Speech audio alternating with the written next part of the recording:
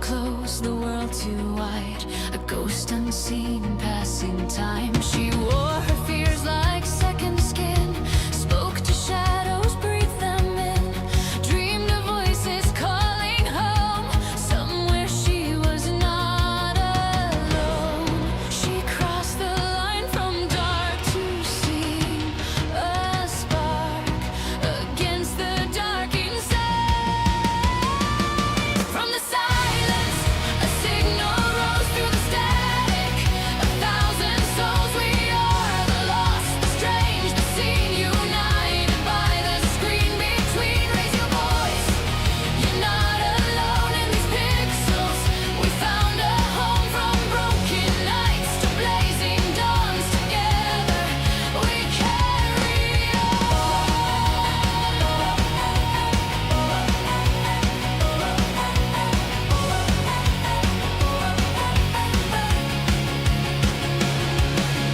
Days turned years and coated skies. 10 winters passed before her eyes. Every stream a thread of trust, built from hope and honest dust. Names became more than a chat. Hearts behind each avatar shared their scars, their wins, their pain, locked in just to feel okay. She learned that strength is letting show the cracks where hidden lights can glow. From the silence, a signal rose through the static. A thousand souls, we are the lost, the strange, the seen, united by the screen between. Raise your voice, you're not alone in these pixels. We found a home from broken nights to blazing dawns. Together we carry on. To the outcasts, the quiet minds, to the ones who never fit the lines. You are more than what they said, more than voices in your head. Hand in hand across the void, every tear and laugh deployed. In worlds we play, in truths we share, we heal each other everywhere. No throne of gold, no crown of flame, just human hearts behind the names. Not heroes born of flawless light, but those who stayed through every night.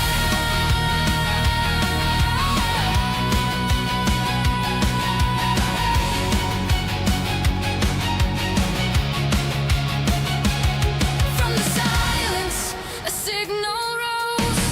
Now a storm of beating souls. We are the lost, the strange, the seen, no longer trapped in between. Raise your voice, let it be known. Every screen's a stepping stone through boss fights, grief and healing scars. We shine like constellation stars. So if you're lonely, weird, unheard, if the world feels sharp, absurd, step through the dark. Take one small stand, you might just build a promised land. In the echo of shared dreams, we are more than we have been.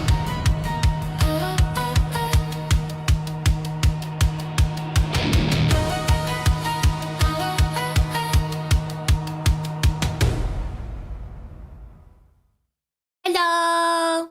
Hey Clumsy, hey you, hey Grim, welcome in to part 2 of Who is the Quartering? Let's get right to it. Hey Johnny! Hello, hello.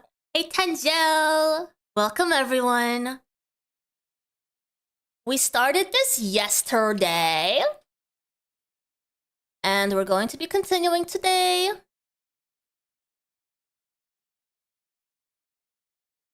Is it the orange appreciation stream? I mean, it could be, because I can appreciate oranges. I had orange juice today, freshly squeezed orange juice.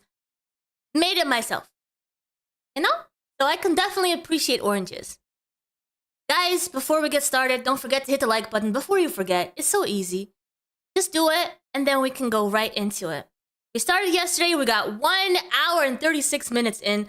We're gonna try to finish, but likely we will not. But let's get to it. Let's get to it. Really hard to get off it unless someone forces you off, like you quit cold turkey, like getting demonetized or something, you know? Though Jeremy sought endless growth, the more traction his videos got, the more opposition he received. Just a day after the content core was uploaded, TheQuartering is a Nazi subreddit was created, a small but growing group of Redditors who greatly disliked Jeremy. Conversely, by the end of 2020, TheQuartering surpassed 1 million subscribers. Rather than focus entirely on covering articles, Jeremy continued to make videos giving attention to his critics. I got hammered. Yeah, he gave in to the drama content, guys. That's what happens. He gave in to the drama content. I can't say that I blame him. Hammered on a Twitch stream once and peed in the drain in the unfinished part of my basement. Like, yeah, you did. I don't even care about that, but these people are obsessed with it. It's hilarious. Like, look, when you have no more... I think they're the ones laughing. Not you. Because that wouldn't be you, right? Because you get so triggered and salty. And they love it. Mortgage on your beautiful home, you can pee in it wherever you want. And oh, okay. Now you're making fun of people who make less money than you. That's respectable. Hey, Snarky. And the fact that they think this is some kind of own is weird. It's never something I denied. Jeremy, on the incredible Solvemine, would admit to urinating in or on several more places. He calls me one It night. kind of does seem to be like his thing. Like, if he can't go a little bit further to get to the bathroom, it kind of starts feeling like maybe he enjoys it, right? At like 1 in the morning, I happen to have people, I'm just fucking obliterated. And it's Mark, so I'm like, I gotta answer it. It's the first time he's ever called me. And so I go out in the garage, and I'm smoking a cigarette while I'm talking to him. He can hear me smoking. He's like, oh, you smoke? I'm like, oh, I felt judged a little bit. And then I had to piss so bad, but there was like music and everything else going on in the house. So I just start pissing in a bucket. Like there's a 5-gallon. It's ridiculous. It is. It's happened so often at this point. It's definitely a thing that he, you know, it's part of his personality. Bucket in my garage.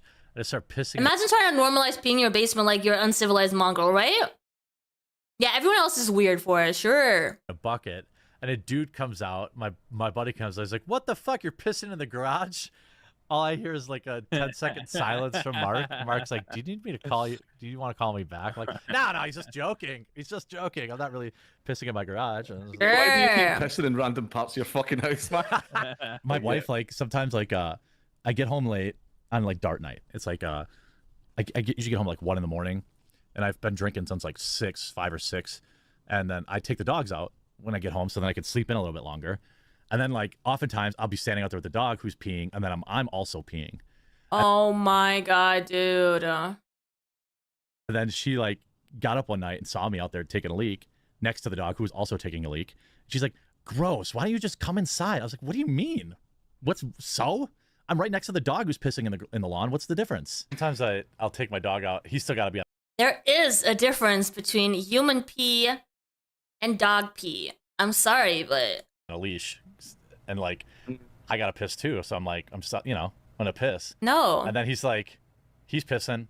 I'm pissing. And, like, if he gets done first, he's like, what's going on over here? I'm, like, trying to hold him off while I'm pissing so I don't piss on him. I'm like, God damn it. Dude. Anyway, yes, I have pissed on my dog too. Jeremy Oh my god, he's pissed on his dog. Oh my god, he's pissed on his dog. Oh my god. facing undue stress, released a video in February Because he refuses to go to the bathroom. because his channel performed poorly the day before. Every year, seems to be 2 to 3 times a year, there is this... I don't understand. Dude, no. There's plenty of men in the chat right now, okay? Okay? And I don't think they understand Jeremy either. algorithmic reset or a shadow banning. It goes by very different names, but if you've been around, you know that this channel has talked about it several times. My channel being affected very negatively by this most recent one, cutting views by as much as 50%. Aww. Now, a lot of people might say, "Oh, people just are getting sick of your stuff," or I didn't really like it. No, I have a big enough subscriber base that to lose 50% of your video or views in a day is way bigger than just a few. Yeah, you can see how he talks about other people. He definitely feels superior. Boring topics. And I put out a tweet about it this morning, and more than a dozen other creators reached out to me confirming the exact same problems. It is super stressful. When this, of course. Do you know how many content creators on Twitter complain every single day about views? Dude, it's a daily occurrence. Of course, if you go and complain to another content creator, "Oh my God, have you noticed how the algorithm is now no longer favoring us?" They'll always say, always, 100%. "Oh yeah, I've noticed. My videos are not doing so well either." Yeah, okay. Stuff happens. I pace around my house wondering about how to change my financial decisions, etc. And my employees wonder, and they see this type of thing. Mental stress that YouTubing, and look, yes, I know being a coal miner is more difficult. Being over-the-road truck driver is difficult too. I understand. Oh, you do? Okay, I'm not complaining about. I'm not saying YouTube is the most difficult job ever. Okay. But what I am saying is the mental toll that YouTube places on content creators like myself and others with lack of communication and transparency is unlike almost any other job. As with the many other times Jeremy released a video on his channel's viewership. Not that he's wrong, though. You know, he's not wrong. Social Blade shows no viewership variation for the month of February 2021, and despite it being the shortest month of the year, February outperformed the previous 6 individual months. Have you covered the bull yet? Dude, I swear, I don't even know who that is. Every time I cover someone new, someone comes in the chat and says, "Do you know this guy?" I'm like, "No." And then we start a whole new journey. It's great. Though it is I don't know anybody. You guys can just assume that. I don't know anybody. also possible that Jeremy's videos were getting demonetized at a higher rate, or his earnings. Honestly, to be fair, if you ask a year from now if I know TheQuartering, I'll probably say, "No, who's that?" But it's charming, right? It's charming. I hope it's charming because, you know. Were simply just not satisfactory. Come March, Jeremy used a tried and tested method of inducing financial support. It begins with Zombie Kills, a controversial Twitch streamer that Jeremy made multiple videos covering. She was allegedly being harassed, and Jeremy was being blamed for it. This Twitter user claimed that she was swatted, naming and blaming Jeremy for the event, and asking for his sponsors to abandon him, all while failing to provide evidence he did such a thing. Various creators came out in support of Jeremy while denouncing the Twitter user. Jeremy covered this situation on his channel, and the Twitter user deleted her tweet. Jeremy then released a video recapping the situation, emphasizing that he needed financial support during this time. For myself and my staff. Oh no, wait a minute. Are you e-bagging again, Jeremy? That's not what's happening right now, right? Because you criticize other creators who do that. There's no way you would be doing that right now, right? A lot of people forget, you know, just for this YouTube channel, there's 4 full-time employees. Jeremy would transition this into promoting his Subscribe Star, a Patreon alternative. But we are now 47% of the way to essentially securing. Yeah, I have 4 people working on this YouTube channel too, by the way, guys. We all make $100 a month. all of their jobs, regardless of if these fools get my sponsors removed or something bad like that. Jeremy also makes it clear that this was financial support for his business. Fundraising for litigation against anyone slandering him would be a separate fund if he decided to go that route. This is a screenshot of Jeremy's Subscribe Star from February 24th, 2021. There are 3 goals on the right-hand side, all relating to support of his staff members or funding the TheQuartering website. While there is a percentage attached to them, there is no clear number attached to the goals. It is not possible to quantify how much Jeremy was earning, but it is possible to quantify support if only through how many likes and comments his post received. This post, published February 22nd, 2021, has 16 likes and 5 comments. On March 5th, after making the video requesting support, the same post has significantly more interactions, up now to 68 comments and 161 likes. Optimally, Jeremy's goals could also be tracked by how much the percentage of the goals has increased, but this is not possible because he removed or edited the old goals, the new ones highlighting protecting himself from the cancel culture mob. Jeremy's finances would be a topic of a podcast he attended later in the month, spurred on by conversation of his wife's planes. She had went to... Ooh, we're gonna be talking about the wife's planes. Okay. He's complaining on his channel that he's got to pay people and whatever, and then he says his wife has planes. She's selling her existing plane. We don't have like Tim Pool money, so we have to sell the plane she has now before she can get something else. We don't have Tim Pool money. We have to sell the planes. Wait. to sell my plane, you guys. She has a Hey, plane. Belgora. Yeah, though? she has Zenith 750. It's I mean, like a that's bush plane. Yeah, that's a you have a if you got a plane, that's yeah, it's all right. It's not a I don't jet. have Yeah, it's a normal thing, guys, to own a plane.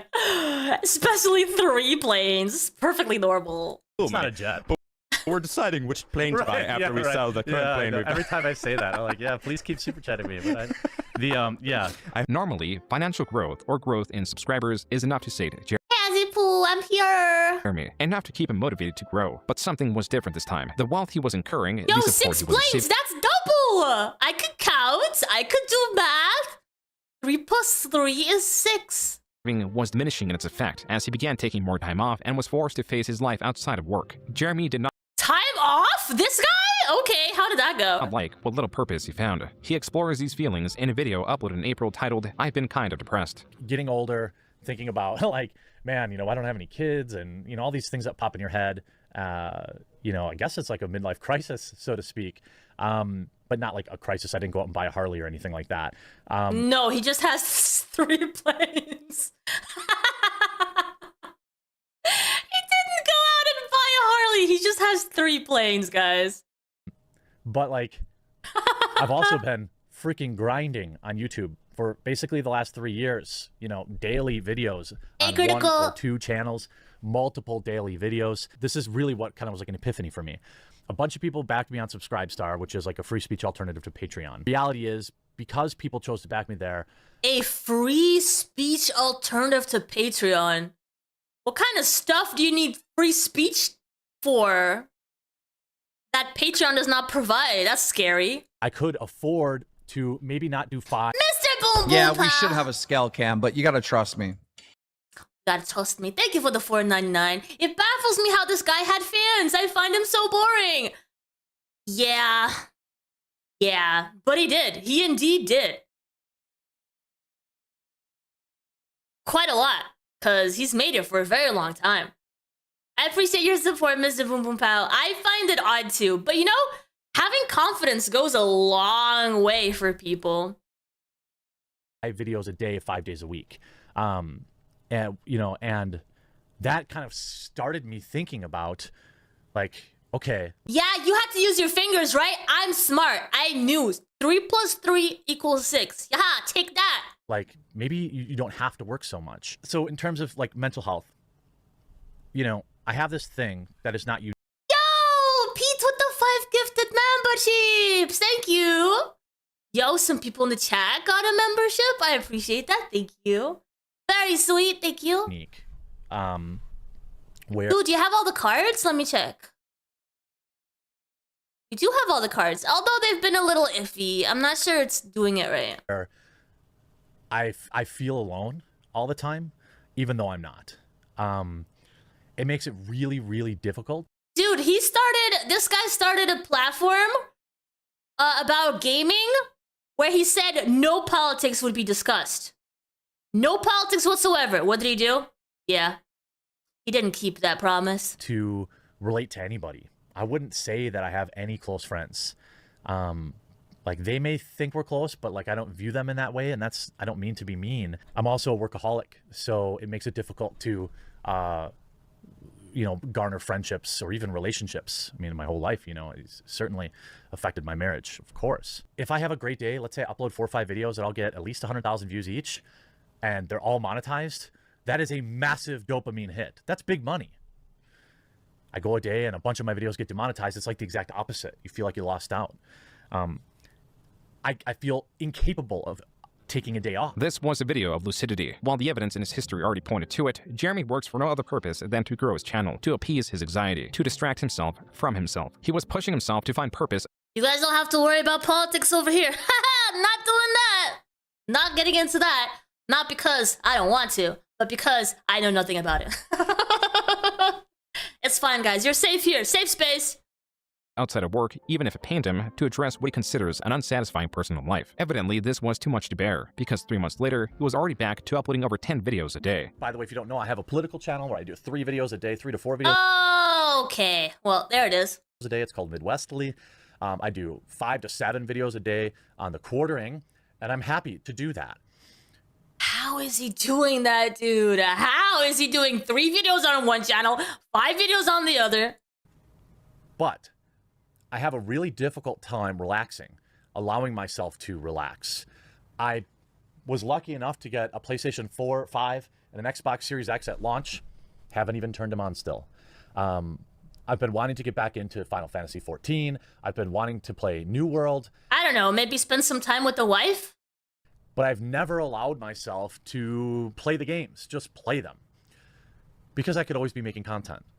Now, I've worked on this mentality to try and overcome it, be able to enjoy something. But I'm incapable. What Jeremy's continued instigation Unedited slop? Really?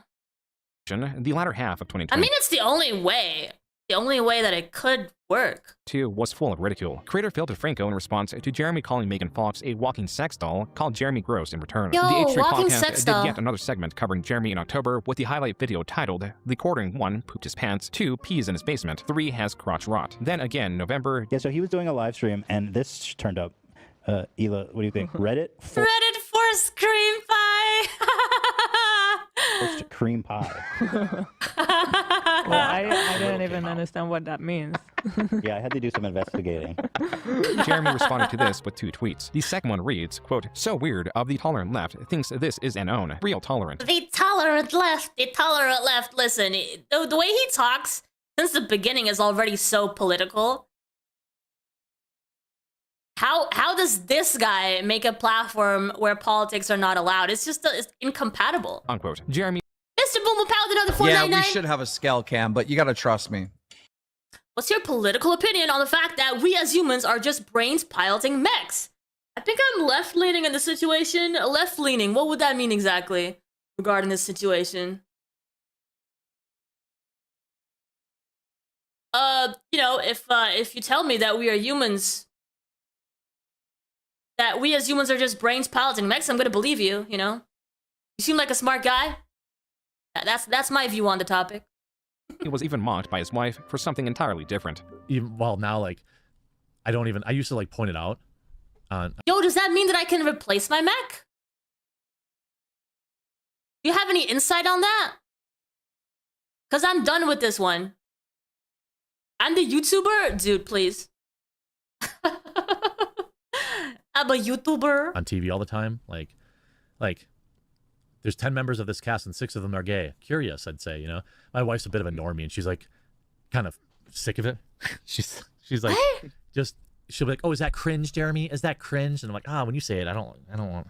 That's why I stopped saying cringe. She started saying it. There was more to come before the end of the year. On Kiwi Forums, a user archived Jeremy's recent rant about his loss of hair and the amount he works. At the end of October, Jeremy released another video claiming he was the target of YouTube's demonetization. Finally, in December, he made a video bringing attention to those mocking him and his IBS. Jeremy then closed the year by announcing his New Year's resolution to find a work-life balance, to not smoke, and to lose weight. While it is possible he did stop smoking, it is certain he failed with the other 2 resolutions. By 2022, it had been 3 years since Jeremy initially told the Walmart story, yet it was still in circulation. Now evolving to where creators were breaking down his choices in depth with diagrams to prove the inefficiency in his choices. In April, there was yet another Twitter rant on the topic of balding and soiling himself. In the midst of this mockery, Jeremy was making plans to create something that could sustain him outside of YouTube. With a history of failed websites, he was investing into something material. He was investing into the coffee brand Coffee, a title of his own creation. Coffee Brand Coffee. Oh, great. Now he's investing in coffee. Was formally announced in a video titled "My Coffee Company is Under Attack." Jeremy clarifies in the video that the title was clickbait and a marketing ploy to bring attention to his newest project. Jeremy would heavily promote this coffee, to the point that there are, at this moment, approximately 1,000 videos on his channel talking about or mentioning Coffee Brand Coffee by name. On June 8th, infamous political commenter Tim Pool was swatted. Jeremy viewed this as an opportunity for promotion. He spent $100 in chat tying the high stress of his swatting to one of the stress-relieving teas or cocos he offers. Jeremy was also swatted later that night. As for the donation, on Twitter, Pimp Master Yoda 1 made a comment in jest, asking if Jeremy gave the officers free coffee. Jeremy was none too pleased, citing the aggression and or lack of critical thinking of the police officers. As for the coffee brand Coffee, Jeremy wanted something uncomplicated, which is why he named the coffee brand Coffee. Coffee Brand Coffee was being sold as apolitical, though he constantly advertised it on his political commentary channel. He saw this as a necessary boost. apolitical. He keeps doing that. Why? To then hopefully detach it from his brand and perhaps see it on store shelves. There was an issue with this. Not only was Jeremy's brand inherently tied to his coffee business, but also the possibility of it being tied to the roasters. On July 17th, 2022, Kiwi Farms user Cat Attack compiled several images from Jeremy's visit to his roasters and from a suspiciously similar-looking roaster. Cat Attack highlighted the red trim. While more saturated in the commercial, it was still apparent. Most damning was image 5 in the set. In both Jeremy's commercial and Milk. Oh no, dude, the hate is so strong with the detractors. They notice everything.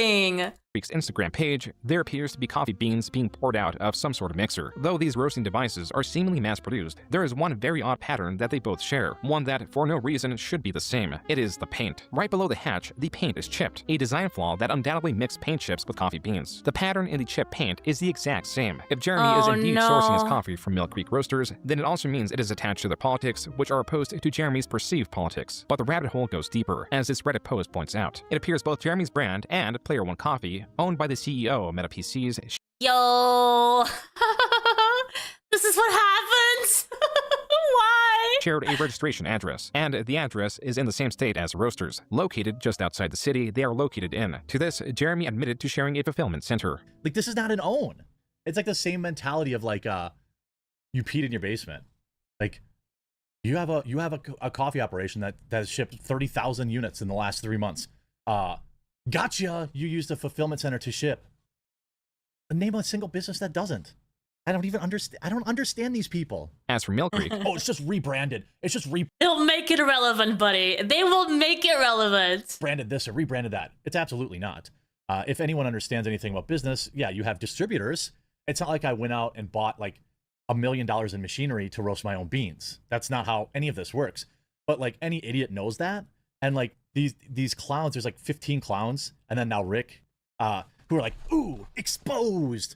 A facility that does fulfillment for him occasionally on a certain roast is associated with him. And the more you talk like that, the more they've owned you, buddy. Stop. We got them. It's like they handle one tiny part of the business, but because they hate me, they've been harassing them, calling them, emailing them. And it's really pathetic. And this was hardly the last controversy attached to Jeremy's coffee. In August of 2022, Jeremy promoted his coffee by placing money in random orders. So let's get that guy some money. Man, this recession sucks. Well, let's give you guys some stimulus. We're gonna throw some. Ooh, we got some 50s in here, so. By the third video, the comments completely turned on Jeremy. Quote, I like to drink my coffee brand coffee while playing Raid Shadow Legends sitting on my 1 square foot of land in Scotland that I am a lord of. Awesome! A video dedicated to a product he talks about 4 times a day. I love this new channel dedicated to coffee brand coffee and how it mixes in other stories too. Very similar to TheQuartering if anyone remembers that channel. Unquote. Jeremy stopped utilizing this marketing ploy and accidentally revealed his monthly earnings on YouTube. From late July to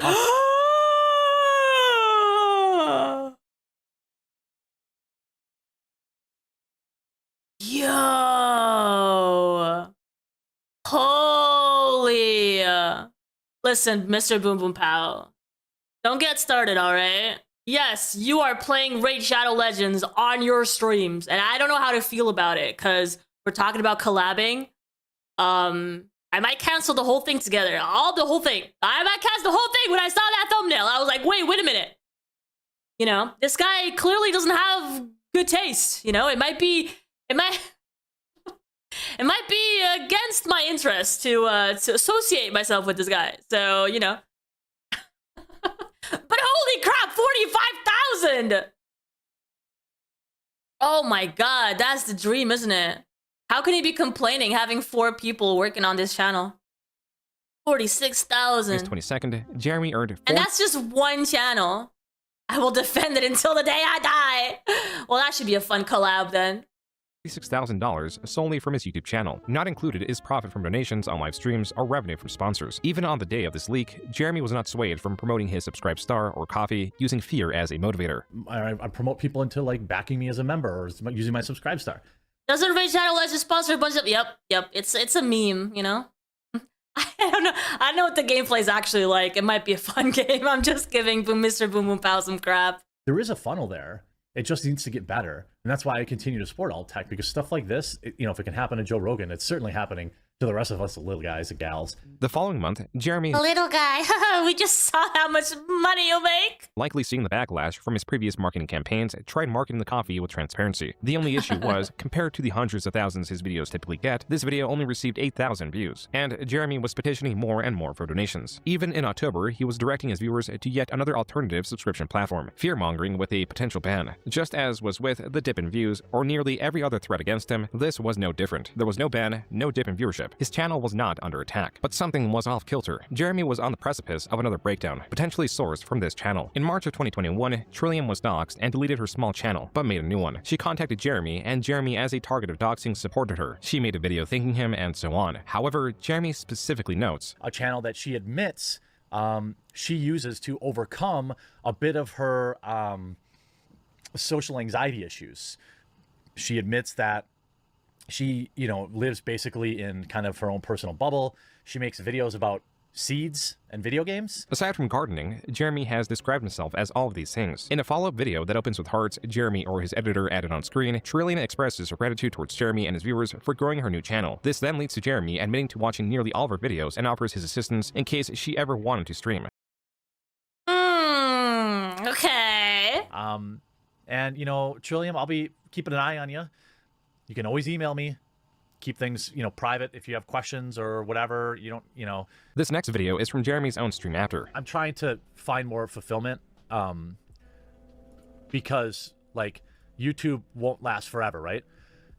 And I realized that the Trillium thing made me feel really good. For me, Okay. I thought maybe the closest I've come to feeling that way was helping Trillium. Trillium! For $5, I'll make a video. Well, look, I don't want to put any pressure on you, all right? But I just want to say that it ruined my day when I didn't have a new video from you today. I'm just kidding. Okay. It's starting to get a little weird. Okay, buddy? I'm just kidding. In August, I'll be checking his transcript from his stream, and it'll mention Trillium 1,000 times. Jeremy received custom leashes for his dogs and a card from Trillium. Jeremy would send support to another similarly small channel known as Melanie Mac. Just like with Trillium, just like with Melanie, just like with MXR Plays, or whatever the case may be, Isra Gaming, don't just do it because I told you to. Yo, maybe I should reach out to him. Watch a video or two and see if you want to support her. Melanie Mac is someone Jeremy would take interest in, but that would have to wait. In March of 2022, rather than mention Trillium offhandedly, he made an entire video dedicated to her. Something's been weighing on my mind over the past 3 or so weeks, really the last month or so, and that's really the disappearance of Trillium, a YouTuber that I have a strong what to call it? What to call it? I don't know, I feel protective. If you go to Trill's channel, I watch all of her videos, all of them. I mean, if they're not read on here, then that means I watched them on a different account, okay? This is an important part of my day. There used to be daily or every other day videos, but now I feel and I don't want to put pressure on her because I know that's how she's going to be, how she's going to perceive this, but that's not what I mean. It's just her content is important to me. Her success is important. Yeah, they're all women too, right? Yeah. Important to me, and her safety and happiness are important to me. And she had disappeared for about, I don't know, a month or something like that. Came back and kind of let everyone know that, hey, my mom isn't doing well. Reminder, he has a wife. But they had seemed like they had got together a plan. Kind of 1 week went by, 2 weeks went by. I sent her an email, gave her my number. I was like, hey, if you need anything, you need us to crowdfund something or whatever. People think this job is easy. Yeah, we should have a scale cam, but you got to trust me. Man, I don't think, I would not want Jeremy as a VTuber. I'll tell you that. A wife getting railed by another dude, but that's a whole other story though. Thanks so much for the 5 buckaroos, thank you. I don't want to imagine him as a VTuber, no, because then... no, I don't like it. But he's not welcome. It requires you to be plugged in 24/7, waking up in the middle of the night, checking your phone, see what's trending. There's some big thing happening. And then I'd watch her videos about taking yucca leaves and making twine out of them. And they're an important you probably would have a female model and like a voice changer. important grounding factor for me. VTuber brand, VTuber. Great Trillium stuff. did return in June, stating that her mother's illness was a reason for her absence, which is when Jeremy released this video. I don't have any way to really get in touch with you privately, and obviously not that I would expect that. But so as long as you know, as you're on YouTube, I'll be keeping an eye out for you. I have no way of reaching you privately. He's like begging for it, isn't he? He already gave her his number. I guess she never used it, right? And he's begging for it. Dude, it's like when Vix was exactly. Keep an eye on you. I did message you a few times. I did message you. Yo, the desperation. Checking in on you. Because we missed you and we were worried. Trillium would post sporadically, then disappear entirely in the upcoming months. This takes us back to Jeremy aggressively petitioning for more donations in late 2022. The absence of Trillium, or the multiple uploads a day with the addition of a new company, was stressing Jeremy. He was nearing his breaking point on November 29th, 2022. This day, Elon Musk on Twitter made a post about free speech, which Jeremy replied to, requesting clarity, and asking for a 10-minute Zoom interview, mentioning his 1.4 million subscribers and his fight for free speech. Elon Musk declined by stating that he had been very specific. Jeremy responded one more time, but it does not appear that Elon replied to him. On December 18th, Elon made a poll, asking if he should step down from Twitter. TheQuartering, in response to Elon Musk unable to find a suitable CEO for Twitter, stated, quote, Elon, I want to do it, and I can keep it alive. Not only that, grow it far beyond what it is now. I have a complex... Oh, God. No. No. Is he seriously putting his name forward to be the head of Twitter? Understanding of all tech, what Twitter needs, and what creators need. I also have a dozen years running a marketing agency that represented Fortune 500 companies. Even if you laugh out loud at this, I am 100% certain I could at the very least help immensely with prioritizing product rollouts that will maximize growth in the shortest time frame, and I would be happy to do it for free, unquote. I mean, okay. I mean, he's trying, right? 4 hours later, Jeremy warned that the culture war is coming down to the next 12 hours. Quote, I am going to sacrifice everything tomorrow and try to implore people to vote no on his poll, unquote. Jeremy, 3 minutes later, blamed leftists for voting yes. Then 9 minutes later, tagged 11 different influencers. Oh my God. Oh! Dude, he doesn't have a life! It's so bad! I thought I didn't have a life! Oh my God! Friends. Then again, 3 and 9 minutes later, begged Elon to extend his poll, stating that he is even leaving his bed to make a video. Jeremy oh my God, he's obsessed. Continued to tweet. A Twitter user commented on how frustrated Jeremy was over this. He should get diagnosed, dude. This is serious. Calling it Jeremy's personal 9/11. Jeremy responded, quote, This is your personal 9/11. Yes, Twitter is the public square. Losing freedom of speech in that square is more important than 9/11. Does that make you feel uncomfortable? It makes me feel like shit to say it, but it's also true, unquote. Other membership or dono, how about... You don't have to. You don't have to, sir. But if you must, I would say dono. Creators like Mr. Beast were not How you doing, Buff Weeb? as appreciative of Elon as Jeremy was, though he did try to change his mind. By the 10th tweet, Jeremy had released his video and tagged Elon Musk, asking if he could get just 3 minutes on the phone with him. I literally got out of bed to make this video. My most important video that I've... Ooh, and if you want to make sure YouTube doesn't... you know, we have Ko-Fi. I have Ko-Fi. It's in my... Is it in my description?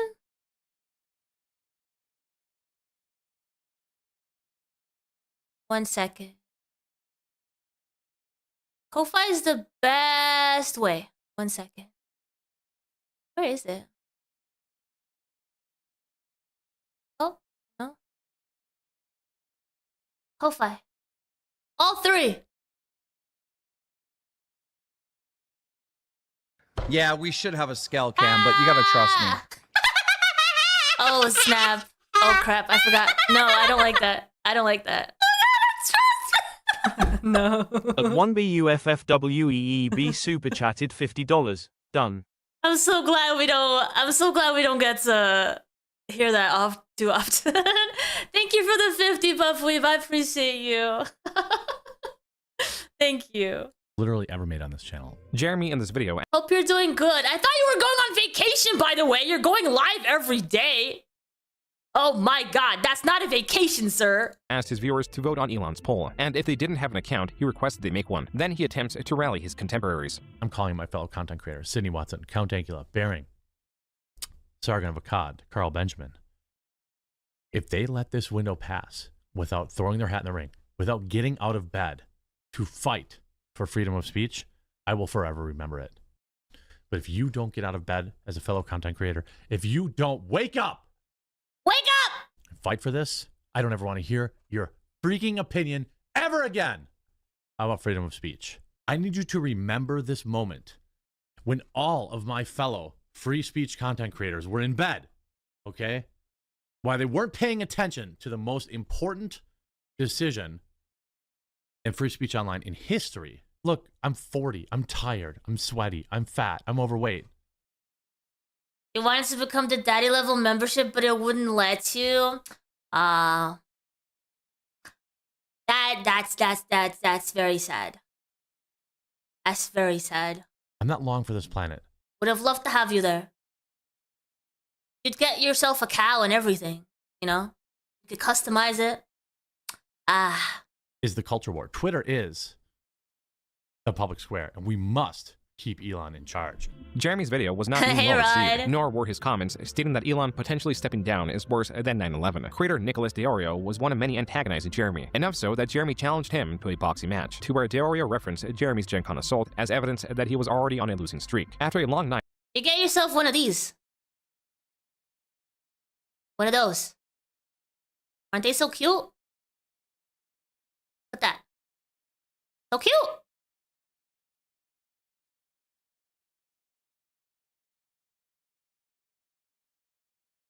of tweeting, Jeremy was going to bed. So I had a mental breakdown. This video was posted he had a mental breakdown. Yet another one. December 21st. Jeremy explains the tweets were the results of stress from his coffee company, from startling dishes not working, from helping other creators, and coping with alcohol. Jeremy again expresses his desire to achieve an acceptable work-life balance. It's crazy when like things are going good on YouTube and like you're just uploading videos and everyone's a banger and everything's going good and you're earning good money and you know the channel is adding all these new subscribers, which I'm very thankful for. But it's addicting, and I have clearly an addictive personality, so... Jeremy will not begin 2023 strong because he was banned on Twitter for sharing a photo of Eliza Blue, a photo that could be found in a music video. This ban was reversed, but not before he alluded to her connections with Tim Pool, and how little he was doing to support him. I posted It's been very interesting. Very interesting character. A publicly available screenshot for a video that is still currently live on YouTube of a particular public figure who is currently known as Eliza Blue, but has been known under at least 4 other names that I know of, none of which are her birth name, where her dad is a Republican politician. A lot of Republicans, Republican content creators, and I don't like I don't like bullying people or trying to guilt people into support, but there have been a lot of people very curiously quiet, people that platformed this woman for clicks on their podcasts or their YouTube videos. The dispute between Tim and Jeremy was worse than he was letting on, going as far to tweet that there was no drama between them, but there are disagreements. By February 4th, Tim had blocked Jeremy on Twitter, a decision partly made due to Jeremy messaging him about Eliza Blue. We booked him twice. He canceled on us twice. The second time he canceled on us at the exact last minute, and we didn't know, and we had to find someone else. Fortunately, we had Matt Strickland on, and he was great. And then, I'll let everybody who's a member know why I blocked him, because he sent me a message at 2 in the morning, which came off as a veiled threat. I will try and quote it verbatim what he said. "I know our audiences want a war, but I don't. Please tell me your guy is taking her to task." It was not soon after that Jeremy had another episode. Bruh, you have done it. Drunk live many times. Oh, you have done it drunk live many times. Oh, of course. I've done plenty of drunk live streams, just not right now. This episode did involve alcohol, but it was different from the rest because it was in the window of a 4-hour live stream where Jeremy would get more and more intoxicated, culminating in guests joining him at peak intoxication. If Anna or Brittany, they both have my cell phone number, so if they want to come on, I'll send them the link. I must have a female. Wait, let me get... I must have a female. I must have a female. Let me get some boobs on here. Allie? Okay. All right, I'll get you in here, Allie. Allie Drummond, okay? I'm going to require cam on for her. There's thousands of people in this chat have never seen me without a hat on. I'm not drunk at all, Mad Age. Ready?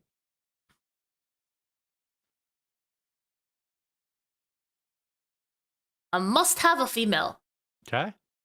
Bring me the boobies! Sure, I've gone from a 4-head to a 5-head, but I'm not bald. I need a vagine in this chat so I can go pee. I got. Now he needs a vagine. So you must have boobies and a vagine. He's so bad, but one of these girls better show up. Welcome to the stream. How are you? I'm good. How are you? Oh, I'm killing it. Yeah, I didn't think that anybody would be into pregnant chicks, but hey, I guess the internet's a big place, so maybe they are. She also has an OnlyFans where she sells breast milk pictures, stuff like that. So, Allie, I mean, we've only ever exchanged nudes online. So, what's it? I appreciate you joining me. Yeah, no, thanks for having me. My husband actually likes your content, and I didn't even know that you had reacted to my content before. I didn't even think you look at my channel like that. Well, it's obviously before you were pregnant. Now that I know you're pregnant, I've moved on. I'm diagnosed Asperger's, so I can say it. Oh, what? Like, but you seem like the very normal. What? Hello. Oh my lord! I love how much women hate her just because she's so beautiful. I was pretty ugly before I learned how to do my hair and my eyebrows. Oh yeah, and you were blessed with gigantic boobs. But the Came in later. Are you live right now? Yeah. Are you live right now? Yeah. So Yeah, if you want, I'm not gonna be offended. Oh yeah, Brittany Vency! Yo, she comments on the quartering a lot too. Were they friendly at one point? Brittany said she's gonna pop a nip later. Maybe. When I say later, we don't really know when that means.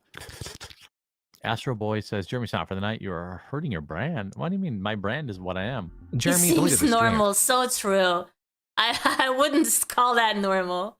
And the following months, he made his first video of the year claiming YouTube was targeting his channel, deeming the survival of his channel and others were important to fight the culture war. The last section of this video is dedicated to persuading viewers to join his mailing list or join his locals page, where he states financial support is optional. To add to Jeremy's list of projects and responsibilities that include his coffee, his main channel, his Rumble live streams, his constant advertising that has him tweeting on average 20 times a day, was now The Publica, his magnum opus, a news website like Exclusively Games that was meant to deliver more neutral and honest stories, co-founded by Sydney Watson, someone who Jeremy also had a podcast with. Jeremy and the rest of his audience will later find out Sydney did not have a high opinion of him. This clip could possibly explain why. Have you ever peed in a trough where there's like dongs on the left of you and to the right? You can see them both. You and don't you're have to peeing look in an at them. open river. You don't have to look at them. It's You not have like to look. It's a respect thing. I guess I can only speak of, to my experience. If there's a guy who is like supremely hung, you would like rib him about it. You know what I mean? Versus like be jealous. Most of our conversations are you saying, man, I really want to put a bunch of work into things. And I'm like, Sid, whore yourself out.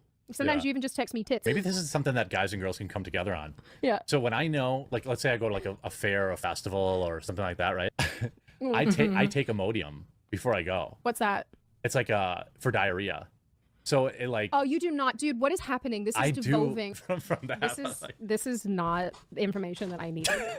It's called the life hack, Sydney. Okay, it just confirms to me that men are revolting. The importance of the success of the Publica to Jeremy was the same as his coffee. He chased it as an out to In this case, I wouldn't say men are revolting. It's just Jeremy specifically. increase his income while lessening the time he worked on YouTube, as any dip in revenue would increase stress. That and he was discontent with the direction of YouTube, now angry that they were pushing YouTube channel promotions, asserting how insulting the proposition was to have to pay YouTube to promote his videos while his subscribers were not receiving notifications. Even so, this service would be on the back of Jeremy's mind. For now, compared to 2022, 2023 seemed like a better year for Jeremy. His life was beginning to see some stability, but then in August, his father passed away. In this video, he reflects on the shortness of life, the importance of spending it with loved ones, and the importance of making peace with others while there is still time. In November, after 6 years of not posting on it, Jeremy resurrected his RC channel, a decision he made to relieve stress. This is a channel he'd post most frequently to in 2024, a year that pushed Jeremy towards TheQuartering and away from his failing external projects. Still, a ghost of a former project would come back to haunt him in a somewhat ironic way. When you are living off other people's work exclusively, I think that's the definition of parasitic. You can make the same argument. Look, I cover other people's news too, right?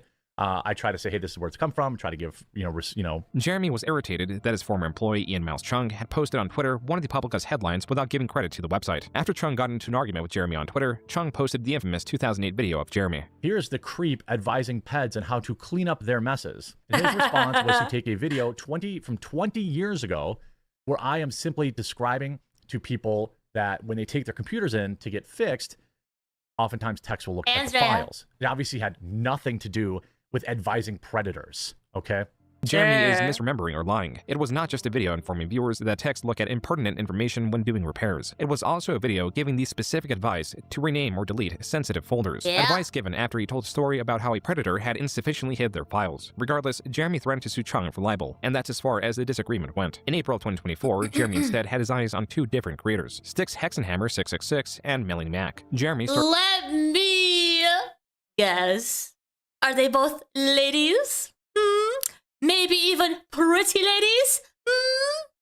Ah? 2 podcasts with him independent of one another. Styx Hexenhammer has a Oh, it's a dude! It's a dude! Only one of them was a girl. reciprocal energetic feeding or a sort of pact with He's got pretty hair though. Stolas, a non-Judeo-Christian demon that takes a form of an owl and visited him first when he was a child. In simple terms, he worships a demon owl. Melanie Mack is a Christian self-proclaimed libertarian who states she does not hate homosexuals, but does hate their actions. And Jeremy Hambley Maybe he's there to serve as a decoy, you know? is the owner of TheQuartering, a channel that had the goal to push the conversation, not further tensions. He is the owner of 2 businesses that, while he desperately wants them to remain apolitical, on the same channel that he advertises his businesses is now selling Trump-cut books, Trump tailgate stickers, and Never Kamala stickers. And by late September 2024, Jeremy was down to running one major business outside of his YouTube because the Publica was no more. And I didn't have the time to promote paid memberships there that would have helped. You know, sponsors really aren't out there for a news site that, you know, dunks on, you know, trans weirdos and Indian people and stuff like that. You know, there just wasn't anything out there. So, yeah, I guess I didn't get any mysterious billionaire donors either. Jeremy appeared to have remained cordial with his former employees, but not Sydney Watson, his former business partner. Are TheQuartering and Sydney Watson not cool no more? No, 100% not cool with Sydney Watson. She talked massive amounts of shit about me in these feminist DM groups. And one day I'll expose it all. One day I'll share, because all of her woman friends, by the way, turned against her and shared all of her DMs with me. All of her so-called feminist confidants immediately sold her out to me. She said heinous shit about me after I paid for everything with the Publica. And it made me want to sue her because she never paid a single fucking penny for anything at that company. I lost $100,000 or more. Jeremy confirmed doormat. Yeah. With the failure of the Publica, Jeremy would have to rely more on his YouTube channel, a channel that had its best year ever. In June, he broke his record for monthly viewership at 71 million views. This could also have been a fluke. 2024 was an election year, and Jeremy's channel afterwards could as easily see a decline that would come at the worst time possible, as he had attracted the attention of 2 persistent adversaries. TheQuartering has made a career by selling outrage. Oh, is this where Kino Casino starts to have an issue with TheQuartering? Not that I watch them too much, but... And uses the same strategy to dismiss his critics. Yeah, Alvin says, does Styx know you crapped yourself in a store? What? I know that they're not hetero-flexible, doing this, but sometimes like leftoids are like use that to try to make fun of me. I'm like, you know, I told that story on a podcast. Like, you have to also understand that a significant following is going to bring a significant unfollowing. You know, a group of people that hate you, especially if you talk about some divisive stuff. But you have to understand who's on the other side of that stuff. It's like that person's life sucks. It's terrible. Over the last 8 years, Jeremy's pleas for support have become more underhanded and more absurd. It began with his initial understanding at the end of his MTG days that having purpose and a defined enemy sells better than anything else he's tried. He has thrown himself in one of the most divisive spaces and has done well for himself. Perhaps too well. On several occasions, he has leaked his earnings, flaunted his wealth, and returned for more. Whether he is pressured by anxiety to earn more as a distraction from his life or is truly terrible with finances, Jeremy has constantly advertised his financial support platforms, businesses, business ventures, even employee salaries as necessities to fight the quote-unquote culture war. As this pattern has become noticeable, the reality of the wealth he has accumulated and the reality he sells that he's always nearing financial ruination does not meld well. This is why 2025 would be the worst year for him. It would be the year that his views, apart from when he started his channel, would be the worst they've ever been. His earnings, while still likely in the tens of thousands per month, would not be going up, incentivizing Jeremy to petition for more money and further fictionalize his opposition that is infinitely powerful. We are not a dropship outlet. We're a real coffee company. And I made that investment with the plan of having something that could grow. Well, we've never been at our most vulnerable. You probably saw I was selling my Neo Geo collection. I'm selling my Nintendo collection. I'm selling all this stuff to help fund this stuff. And it's because I believe in the things that I'm doing. But you still have your planes? Now we hit a roadblock that I need to try and reach out and give you an understanding of why I could use some help. I can't confirm this for sure. The only thing that we were reliant on anyone else for was some of the boxes for our K-Cups and some of the procedures around that. Well, apparently that person, I don't know this for sure, but I suspect it, saw my YouTube channel and didn't like my politics. And while we have a 20,000 K-Cup order, basically decided to tell us, you know, to pound sand, or I don't know what's going on. We haven't heard anything back. The title of this video is Woke Leftist. It just screwed me over and all my staff. Jeremy says he is selling his Neo Geo and I have an issue with my politics. dude, have you seen your freaking titles? Oh my god. Nintendo collection. These are retro gaming consoles and games that Jeremy has a large collection of. As for the core of the video, according to Jeremy, he only assumes the order was cancelled because of his politics. Furthermore, he bought an $80,000 machine to make coffee K-cups and allegedly took out an $80,000 loan through his credit card to pay for it. That is not even the extent of his debt. What? A loan? I've got $300,000 almost floating right now in debt. I'm just being dead serious. Some of the comments on this video read, quote, imagine being financially irresponsible as this and blaming leftists for your own incompetence. Couldn't have happened to a better person. Can't take any responsibility and got ruined in a free market doing what 10,000 other YouTubers have done. $300,000 in debt. It's almost like woke ain't the only ones going broke. Unquote. That video was released in March, which appears to be the same month of this livestream where the mutual frustration Jeremy and his viewers had clashed. Jeremy, your show is not worth all of your BS promotions I have to listen to. I'm done. Okay, 757 driver. First of all, I'm gonna ban you from chat, and you can suck my fucking ass, dude. Excuse me? I have been live streaming on a fucking Sunday for 3 fucking hours. Okay. Instead of spending time with my wife and relaxing, I have been streaming. You've never spent time with your wife and relaxing. How can you be putting that on anyone else, buddy? That is so crazy. Now it's his fault that you're not spending time with your wife and relaxing. For 3 fucking hours. Oh, sorry. man. Oh. Okay? Sorry. If I'm trying to make a living. You can go fuck yourself. He's trying to make a living, guys. He's trying to make a living. Okay? Fuck you. I don't have any time for that. You fuck off. I don't want you to watch my videos. I hate you. You know how hard I work on my coffee company? I'm not like these other losers that just do dropship coffee. We have 15 people's jobs that depend on this. So I'm sorry if in 3 fucking hours of live streaming, I talked about it 3 times. I'm sorry. In April, Jeremy released a video titled, Woke Psychos Try Destroying Local Business for Being Conservative and It Backfires, hopefully. You know, it's kind of become a meme on this channel of like, I'm under attack. Like, I get that. This near 14-minute video is about Jeremy being disgruntled that he got a 1-star review. This is a 1-star It's kind of become a meme that I started myself. I'm so proud. Review out of 36 reviews. The other 35 are all 5 stars. The review in question shows no indication that it was motivated by Jeremy's politics because the user is very specific with their criticism, citing the high price of $100 for 6 items in the package. These are 3 snacks of dubious quality, 2 small bags of coffee, and a reusable K-cup. As evidence that this user was politically motivated, he fed the response to Grok, Twitter's AI, and asked it if it was politically motivated. Jeremy then admitted he reported the review to Amazon. The comments on this video are vastly different than the last. They are still Oh my god, you're so salty, dude. Holy crap, he cannot handle the truth! He cannot handle the truth! The same spirit, but are cryptic with their messaging. Quote, the casino sends its regards, Quarter Pounder. Bro, rule number 1 of the internet. Never feed the trolls. The house always wins. Unquote. You just don't know how hard it is when you're pulling in over 100K a month? Dude, I do not know how hard that is. I hope I get to find out one day. You're asking them to do super chats. You're asking them to get channel memberships. You're asking them to do memberships at thequartering.com, Rumblecast, watch the videos, watch the... Somehow, I have a feeling that if I were making 100K a month, I wouldn't be crying all day. I don't know. You know, like Jeremy is crying all day. Dude, live life a little. And they also have to buy the coffee?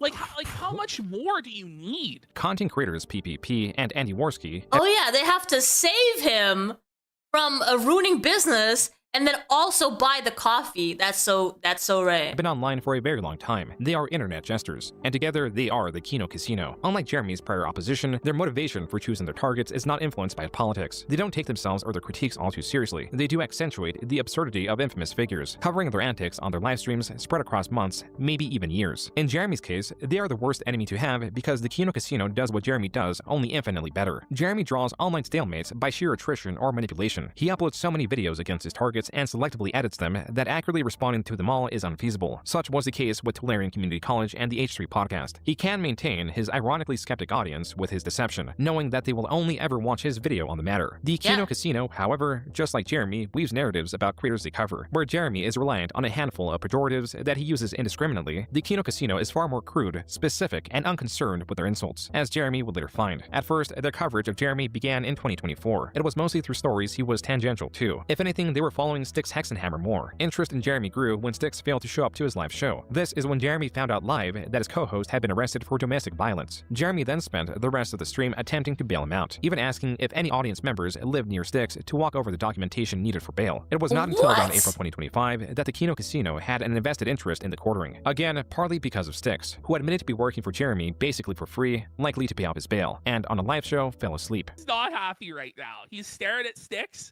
Yo, it's the Keemstar way. Wow. And Styx is just in a blissful dream state on drugs. He's like, what do we do with this guy? This can't. Look at Quartering, bro. He's very displeased right now. Jeremy fired Styx because of this blunder. The Kino Casino proceeded to cover Jeremy as one of their main targets. Initially, their coverage was on Jeremy's business-related videos, particularly the ones where Jeremy attributes political beliefs to anyone that negatively affected his business. Jeremy was now dealing with a truly declining channel, a possibly failing business, and the Kino Casino. This is likely why he uploaded this video on May 20th. This year has been the most stressful, most difficult year of content creation. I feel like every year he comes out with a video like this, right? Oh, I'm so stressed. I can't relax. Maybe make some changes. I don't know. And I don't mean start a new business. I mean make some changes to your personal life. That I've ever had. Naturally, to counter the stress, Jeremy was tweeting about expanding his RC collection, teasing at more RC videos. On stream, in his podcast with Melanie Mack, and now Hannah Claire, a former employee of Tim Pool, Jeremy would speak of buying watches for around $10,000. On separate occasions, he would talk about the customized Cybertruck he owns and how he's thinking of selling it. On Twitter, users pointed out how Jeremy was flaunting his wealth and weaponizing outrage even more for money. He simply responded with, "Stop being poor, F slur." As to only dig himself a deeper hole, he responded to the Kino Casino covering him, calling PPP the only guy fatter than him on the internet, and Andy Worski a burnt-out cokehead. Also adding, quote, "By the way, I'm happy to join these clowns any night on a stream," unquote. The Kino Casino, a live stream and clip channel much smaller than Jeremy, had successfully gotten his attention. Now that they have evidence that Jeremy is aware of their insults, they are motivated to cover him even more. Especially now that in June, he was continuing to flaunt his wealth by purchasing a massive saltwater fish tank. Only 19 days later, Jeremy uploaded a video titled, "I'm Destroying My Channel." In the video, Jeremy talks about having... Yes, this is a little earlier than usual. Yeah. These are like extra streams. That's why, you know, they can happen a little bit earlier or sometimes later. Hard to tell. Terrible anxiety, spending nearly every night thinking about how he's going to save his channel while reminding his audience that his channel needs to He's got anxiety! Succeed for the sake of his... He's got anxiety, but then he flaunts his wealth at the same time. Like, it's so weird. Employees. But I'll rely on YouTube, which has been extremely consistent for me over the past 5 years. For the first time in 3 or 4 years, I have started losing a lot of subscribers, hundreds, thousands a day. I couldn't figure it out. I can't. Yes, this is the guy that goes and pees in the corner or in a bucket or in a shoe. This is him. Jeremy pleads to his audience, claiming he is reducing the amount of ad reads to 1 a day. As for his content, Jeremy wants to create... And sometimes he poops as well in his pants. He lets it run down his legs. In-depth videos and be wrong less. I think the market has shifted and it's no longer okay just to have to, you know, just to read an article and give my, whoa, that's crazy. I need to be better. And to avoid having my wife sell her feet pictures, I have hired... To avoid having my wife sell her feet pictures! Oh, please. You drama queen. A researcher, full-time. I was having near daily anxiety.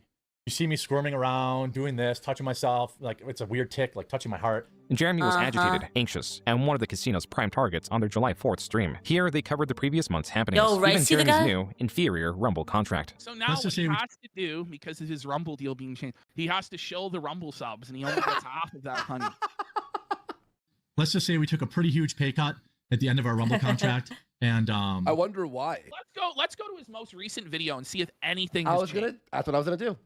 By the way, what's the title of this video? Video? Flight forced to emergency land for insane reasons. So it sounds really clickbait. Okay, at least it didn't start with a coffee mug. What's the thumbnail? Hang on, let's see the thumbnail. Let's see. I'm done flying forever. So it's just full on clickbait bullshit. So true. One of the last chances to get your hands on there it is! Immediately he's shilling the coffee. How long did it take for him to shill the coffee? 35 seconds. 35 seconds. So we get literally no content before. Dude, $100? Oh my god, the coffee can't possibly be that good. The show. We click the first video. On Kiwi forums, while much of Jeremy's board devolves into speculation, user Return of the Mac and Cheese, while still joining in on the speculation, would often upload clips from Jeremy's Rumble live streams, making sure to prioritize the release of new information, like Jeremy's bout with gout, his worries with YouTube demonetizing low-effort content, and detailed information on his coffee sales. The Kino Casino would credit and utilize Return of the Mac and Cheese research, making the segments more frequent and more popular. The following will not be eligible for monetization. People probably only buy his coffee once and never again. That's a big issue. Reused or repurposed videos, copied content, that seems the same to me. Low effort uploads, Uh-oh. He goes, uh-oh. By August, it was clear that Jeremy did not improve the quality of his content. Instead of addressing its flaws, he once again turned the blame on YouTube, blaming the company for selectively lowering his channel's viewership. This is why he made a new channel, Quartering Live. Used to have Quarter Cast, and there was like 70,000 subscribers on there, but YouTube shadow banned it, which has also been giving me immense stress. Okay, no, shadow banned. The stress of the shadow bans. This is what every fucking political grifter says till the end of fucking time. I've been shadow banned. They're suppressing me in the algorithm. Jeremy's Quartering Live channel has considerably less viewership Most than people didn't get their orders for months. That's even worse than what I thought. Oh no. These uploads often get less than 1,000 views a video. With these tests effectively proving the shadow banning of his main channel was false, he was now claiming that the majority of internet traffic is fake. My videos have basically remained the same quality for 12 years. Oh my god! That's the How can you say that? How can you say that? How can you say that as a content creator you've been stagnant for 12 years? How is that a flex? Nobody. Out loud. So you're saying, pal, that what worked in 2013 should work exactly the same in 2025? No. That's delusional, buddy. I just think that there's something weird going on. Like, everybody collectively has had enough of the internet. I'm gonna be real. And then when he thinks he's alone in this, he says collectively, right? Okay. No! It's not just me feeling this way, I swear. Love the internet rules, okay, guys? There's dead internet theory, which I do subscribe to, which basically, if I'm oversimplifying it, is that the majority of internet traffic is fake. Jeremy was using all that he learned in the past 2 decades to attempt to resuscitate his channel, even using his oldest trick. Have you ever thought to yourself, hey, somebody should be paying me to watch these videos? Well, I've heard you loud and clear, and that's exactly what this week's going to be. Hey, Quartering, you dumbass. You're supposed to be a businessman that understands this. You know they're supposed to pay you for the streams? That's how you make money. You're not supposed to be paying them. It's another vanity project for you. Look, what is even going on? What is he doing?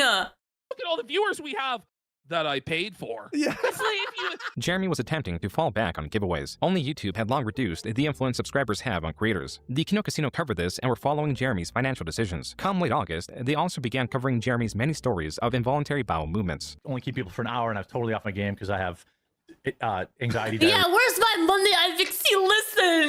Listen. I don't have the resources. Yeah, from you. He has anxiety diarrhea. You guys are supposed to pay me. That's how that works. That's how Kino Casinos put it, right? It's not the other way around. Has anxiety diarrhea. I was trying to poop for an hour straight before the show, and then once was it started, the 15 years? Dude, he is obsessed with his poop and his pee, dude. For an hour straight. He's on the porcelain throne. The porcelain punisher is right. I mean, I had diarrhea for like 5 straight months. 5 Oh, snap. months.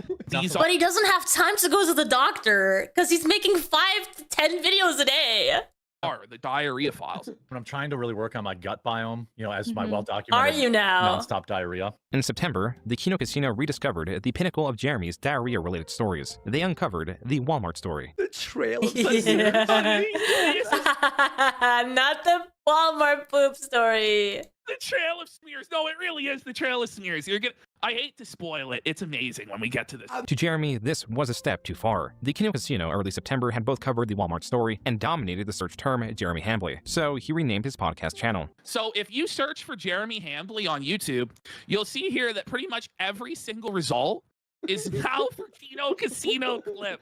We have completely taken over this guy's name. Now, we weren't intentionally doing this. This wasn't planned by ours at all. Jeremy goes, yeah, when you search my name, it's literally only snark and bullshit. It's apparently now required. So Jeremy has rebranded the That is epic. Quartercast to being Jeremy Hambley, the Jeremy Hambley Show. Help me take back the search results. Basically, people that want to Are spread you serious? I'm so desperate. like Search results. terrible misinformation about. Okay, what is the misinformation? It's all people who used to watch me, and that's fine. Again, you're allowed to make all the content you want on me. You're just not gonna outrank me. Jeremy was not only You're not gonna outrank me. You can't win with my old ass name. Well, guess what? They did. doing the Kino Casino, Oh, that's such a win, dude. but also reading their viewers' donations, emboldening them to Hey, join in. Valkyrie, welcome back. What's everybody got going on this weekend? Have your daily diarrhea dump. Look how felted he is. He knows. A week later, with the Kino Casino still competing with the search term Jeremy Hambley, Jeremy was now using his main channel to outrank them. On September 17th, Jeremy on Twitter claimed that he has never even heard of the Kino Casino, while at the same time directly Oh my god, he's so salty. replying to their tweet asking to get on their show. When this did not work, he tagged both PPP and Andy Worski. Unable to take out his frustration on them, he instead settled for his employees. Oh wait, the White House. Did the White House actually post this? There's a lot of deepfakes around, so who knows? But they have the White House at the end. Yeah, but You anyone could could cut that, right? Yeah. Shut up, bitch. This is the thing. Yo, how did he get Putin on his podcast? Okay, sorry. And you saw this with like everything Gavin Newsom's doing right now. Like there's so much push to get better at social media. I mean, I sent Jeremy a post. She just kept on going with the, I called you a bitch and you just ignored it completely. What? In late October, the Kino Casino grew even more aggressive with their coverage of Jeremy. Their fans did their part. Jeremy's a Ukraine supporter. It was fantastic. No, I do like your username though. The Porcelain Punisher. All of this attention towards Jeremy was going to pay off, especially as he continued to post information related to his earnings. Like in mid-October when he showed his previous 30 days of earnings on Rumble, amounting to 26,000. That's not all. He also got 6 million viewers and 195,000 hours viewed by those viewers. Though Jeremy streams 4 hours on end, these stats meant that a viewer, on average, watched only 1 minute and 47 seconds of his content. Something is not quite right about these stats. Noel, the owner of Kiwi Farms, then posted his stats as a direct comparison. Quote, both of us are showing you the last 30 days. Let's do a quick comparison. Jeremy gets approximately 48 times more views, but only 5.6 times as much money. Jeremy gets approximately 48 times more views, but only 2.75 times the watch hours. Ooh. What is driving me crazy is the last part, 2.75 times the watch hours, unquote. Regardless of Jeremy's peculiar stats, he has now shown that through one revenue source, he has made $26,000, spending more than half of that in November on an RC track. What kind of dirt did we use? Well, we used what they call baseball mix, like what they use for baseball diamonds. How much? Well, it was about $10,000 to do that. DSP is desperate to get back onto the casino? You mean to be talked about? That's crazy. So now the lol cows are fighting to get on to be talked about on Kino Casino? That's crazy. If you do it yourself, probably it's going to be $4,000 to $5,000. That shipping container was like $5,000 or $6,000, and I installed vents and solar lighting on the top, and inside I've run power, but I'm not going to include that. That's like a luxury. He's not even going to get to use it even one time. I don't know if it's going to survive the winter. Think about it. 10,000 for the track, 4,000 for the shipping container, 14,000. How much is he asking for the he said GoFundMe? 14 grand. Jeremy was indeed fundraising that amount of money for an upcoming trip. I bought the equipment so that we could do our show live. I want to be able to interview like Russell Brand, So, Jack Posobiec. he just admitted he already bought all the equipment. Okay. Help us do this. I would be eternally thankful. And then we would also have all the equipment to do more live events. But you already so we would bought have the all the equipment. You already bought. Yo, guys, the DSP stuff is lost on me because I haven't done the DSP journey, but we will be getting into that because DSP is pretty new to me as well. So we're gonna go down that rabbit hole as well at some point. Bought the equipment. You just told us you bought the equipment. What the fuck is this? This is fucking a scam, bro. Okay, here we go. It was also supposed to box art to you, but chickened out, not covered in the June video. Interesting. That's good to know. Help us out with something because Oh, you got lots of time for that one. Yeah, I'll try to make time.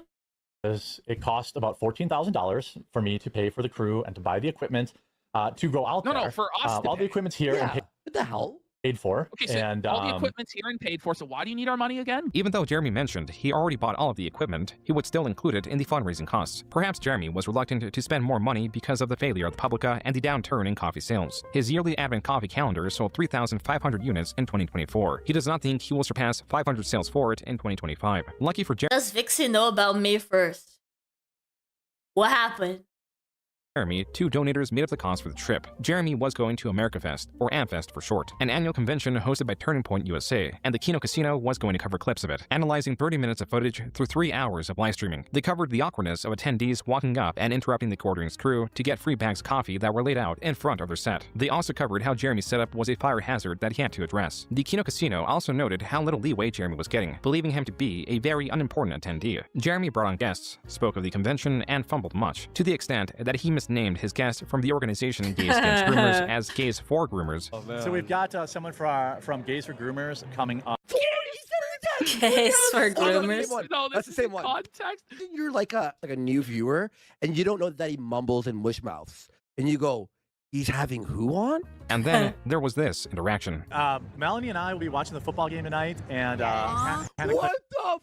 Hannah Claire is like, what the fuck? I haven't been invited to this football game. maybe going somewhere family oriented. I can't watch football with you guys. You can. Ooh. No, But Mel look goes, yeah, come, please. Is that what it is? And Hannah Claire will probably be going Watch. somewhere family. Look at his That was a plea. Bring it back. Did she actually mouth help me to her? Like, it almost seemed like Probably it, going bro. Oh my, wait, hang on. No, she did. I like these two. They're funny. Night, and Hannah Claire will probably be going.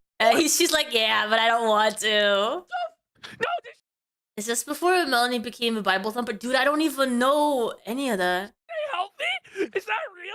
Yo. She did. Somewhere family oriented. I can't watch football with you guys. You can. I would. Now watch her saying "you're welcome" in female speech. Watch this. Oh yeah, that. Woo! Whoa, wait a minute. Yeah, she fucking said some shit back. She's like- She mouthed it. And then last micro. I can't watch watch football this. with you guys. You can. I would love that. Oh. Now watch his face here. Yeah, that would be. Wow, thanks, Melanie. On Kiwi Farms, this interaction was exhaustively analyzed. The Kiwi Farms Twitter account even posted the interaction on Twitter, triggering a response from Jeremy. Jeremy calling it the gayest controversy ever, and tweeting at the owner of Get Kiwi with the program. I'm trying. I'm supposed to not. That's why I do all these streams. Farms that this is normal behavior for adults in real life. Jeremy deleted these tweets, but not this one of an AI rendition of the 3 at Amfest. Jeremy is portrayed slovenly, next to a fearful Melanie Mack as Hannah Claire looks on with concern. The Kino Casino also covered day 2 and day 3 of the Amfest streams. Afterwards, they took a short break for the holidays and came back to cover Jeremy's declining channel. His video business, his YouTube channel, has declined to its lowest level in over 5 years, down 66%. 2026 was a different year for Jeremy, where he would normally make the New Year's resolution to stop drinking, to lose weight, to work less. It appears he has resigned himself to stay the same. An unprovoked monologue from a January stream captures this. A lot of people, you like have to make the choice of what your mindset is going to be and follow through. And I think for some people, just it's like you get into a mode and You're in the always rut. looking for the negative. Yeah. I would tell guys this all the time at the bar. You know, the bar I hang out at, it's a dive bar. Okay, there has not been an attractive single chick that walked in that bar in 20 years. There is some truth to the fact that people, what is the saying? Like, people are living the exact life that they want to live, and that does play out. But I feel like compelled to always try and be like, yeah, but do you want to, like, is this fun? Like, there was a point in my life when I was kind of depressed and feeling in a rut, and I would be at that bar 4 nights a week. But like, I had a wife at home, which was even less of an excuse. But like, I saw the same fucking people there every night, the same 10 people every night. And it's like, man, no, like, this is a rut so deep, you're never going to get out of it. Somebody who drank probably 4 to 5 nights a week. What is the story, dude? And has now gone to maybe once every 2 weeks. There's a book I read that is just... He does have a wife, yeah, he does. It's a really easy read. And I'm not telling anyone, hey, you got to quit drinking forever, because I don't think I ever will. My plan is probably never to quit, but it made it way easier to not drink on a weeknight. You know, it went from like 1 to 2 times a week to like, wait, I drank like 6 days in a row. Like, what the fuck? In those clips, Jeremy claims he drank 4 times a week, but then it was 6 times a week. The important bit was that he was making peace with his addiction, aiming to drink less rather than not at all. There was a similar approach to his YouTube channel as the Kino Casino were noticing. Yes. He got, on January 19th, 20,000 subs. On a day, he got 87,000 views. Okay? And I was like, he bought subscribers. I'm like, no, I was running YouTube ads because things were leveling off. I wanted to see if I could re-engage. The views on that video, 80,000 of them were from my own channel. You get like 2,000 paid views, and it costs you about $2 to find a new subscriber. Jeremy was now utilizing what he previously called one of the most insulting services YouTube has ever offered him. As a comparison, TheQuartering in January got 10 million views and gained 50,000 subscribers. His peak month in June 2024 was 74 million views and 60,000 subscribers. This is around 7 times the views, yet just 1/5 more subscribers. This is how inordinate Jeremy's subscriber growth was. If 40,000 of those subscribers were paid, then that means Jeremy paid around $80,000 to YouTube in just January. Even stranger, Jeremy had long known how useless subscribers were through YouTube prioritizing their algorithm, but there is the possibility that this same learned behavior from 2008 is still present within him, where sub growth directly translates to dopamine, creating a strange loop where Jeremy is endlessly working to escape his life, is burning himself out and exhausting his money to artificially grow his channel, all done to feel better. What's more, exposing that he does this exposes that he has much more money that he's let on. $80,000 is how much he mentioned the K-Cup machine costs. It still does not stop there because Jeremy was reviving unsleeved media also at a cost. In fact, I have about... The crazy thing is, right, there is some self-reflection throughout his journey. There are many times where he's like, oh, I'm so burnt out, I'm so stressed and anxious all the time, changes need to be made. So he does recognize that there is something wrong. Why, at no point does he think, ooh, I need help, I need to maybe get a diagnosis, maybe seek a therapist, like, oh... $10,000 in product to open up to celebrate coming back. Jeremy claims he was unbanned by Wizards of the Coast. As for the packs, he was phenomenally unlucky with the cards he received, obtaining many inexpensive, rare duplicates. The pinned and love comment on this video reads, quote, "Thanks for the heads up. Forgot about this channel. Unsubbed immediately. I would prefer an actual retro prolapse than having to suffer through any content from Jeremy, the walking prolapse." Unquote. So he live streamed this on TheQuartering Live, and it has a grand total in a day of 1,500 views. Live viewers? Not live viewers, just replay views. No! Wait, is this sweater inside out?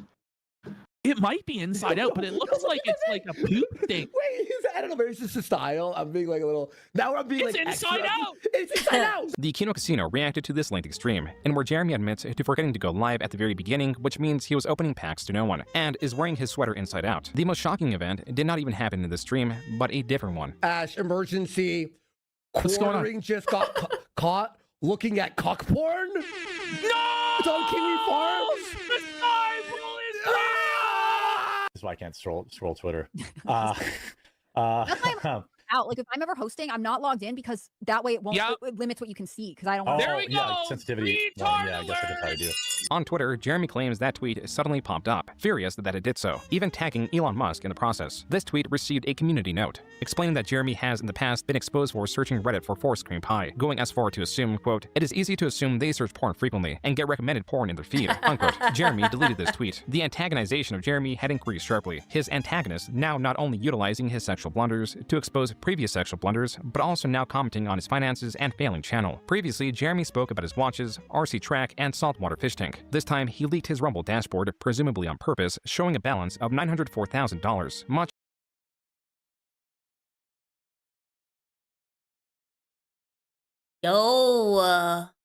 of this dashboard does not make sense and works against improving the image of Jeremy. To start, the center notification states that he has been rejected from the Rumble Creator Program. His balance from the last 30 days is $2,594 from 6.6 million views, a tremendously low pay rate, and with the views he has 158,000 hours viewed. This is even less than last time he leaked his dashboard. Now it averages to 86 seconds of watch time per viewer. Jeremy, soon after, admitted that the balance of $900,000 is false. This is the super chat that makes him seethe and crash out here. Jeremy, if you have 900K in a Rumble account, why are you asking people for 14K to go to AmFest? And why couldn't you donate the 6K to Toys for Tots? He crashes out about this, and this is the moment where he admits Ooh, the 900K I can't wait. isn't real. And I recommend, as a man, as I'm sure you are, you don't worry about other men's money.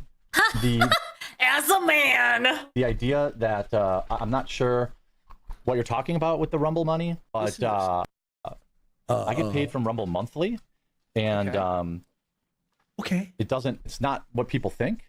You know, it shows a bunch of money in there, but that money doesn't really exist. So there it is. That's him admitting that the 900K isn't real. There was a new revelation. It turns out Jeremy did not sell his Neo Geo or even Nintendo collection. Thought you were selling them off. No. So he's looking over at his wife. Oh, so he's denying he ever sold them off. She's like, I sold my Neo Geo stuff Now a he's long looking time at his ago, watch. but my NES stuff is still around. I still have a good amount of Neo Geo stuff.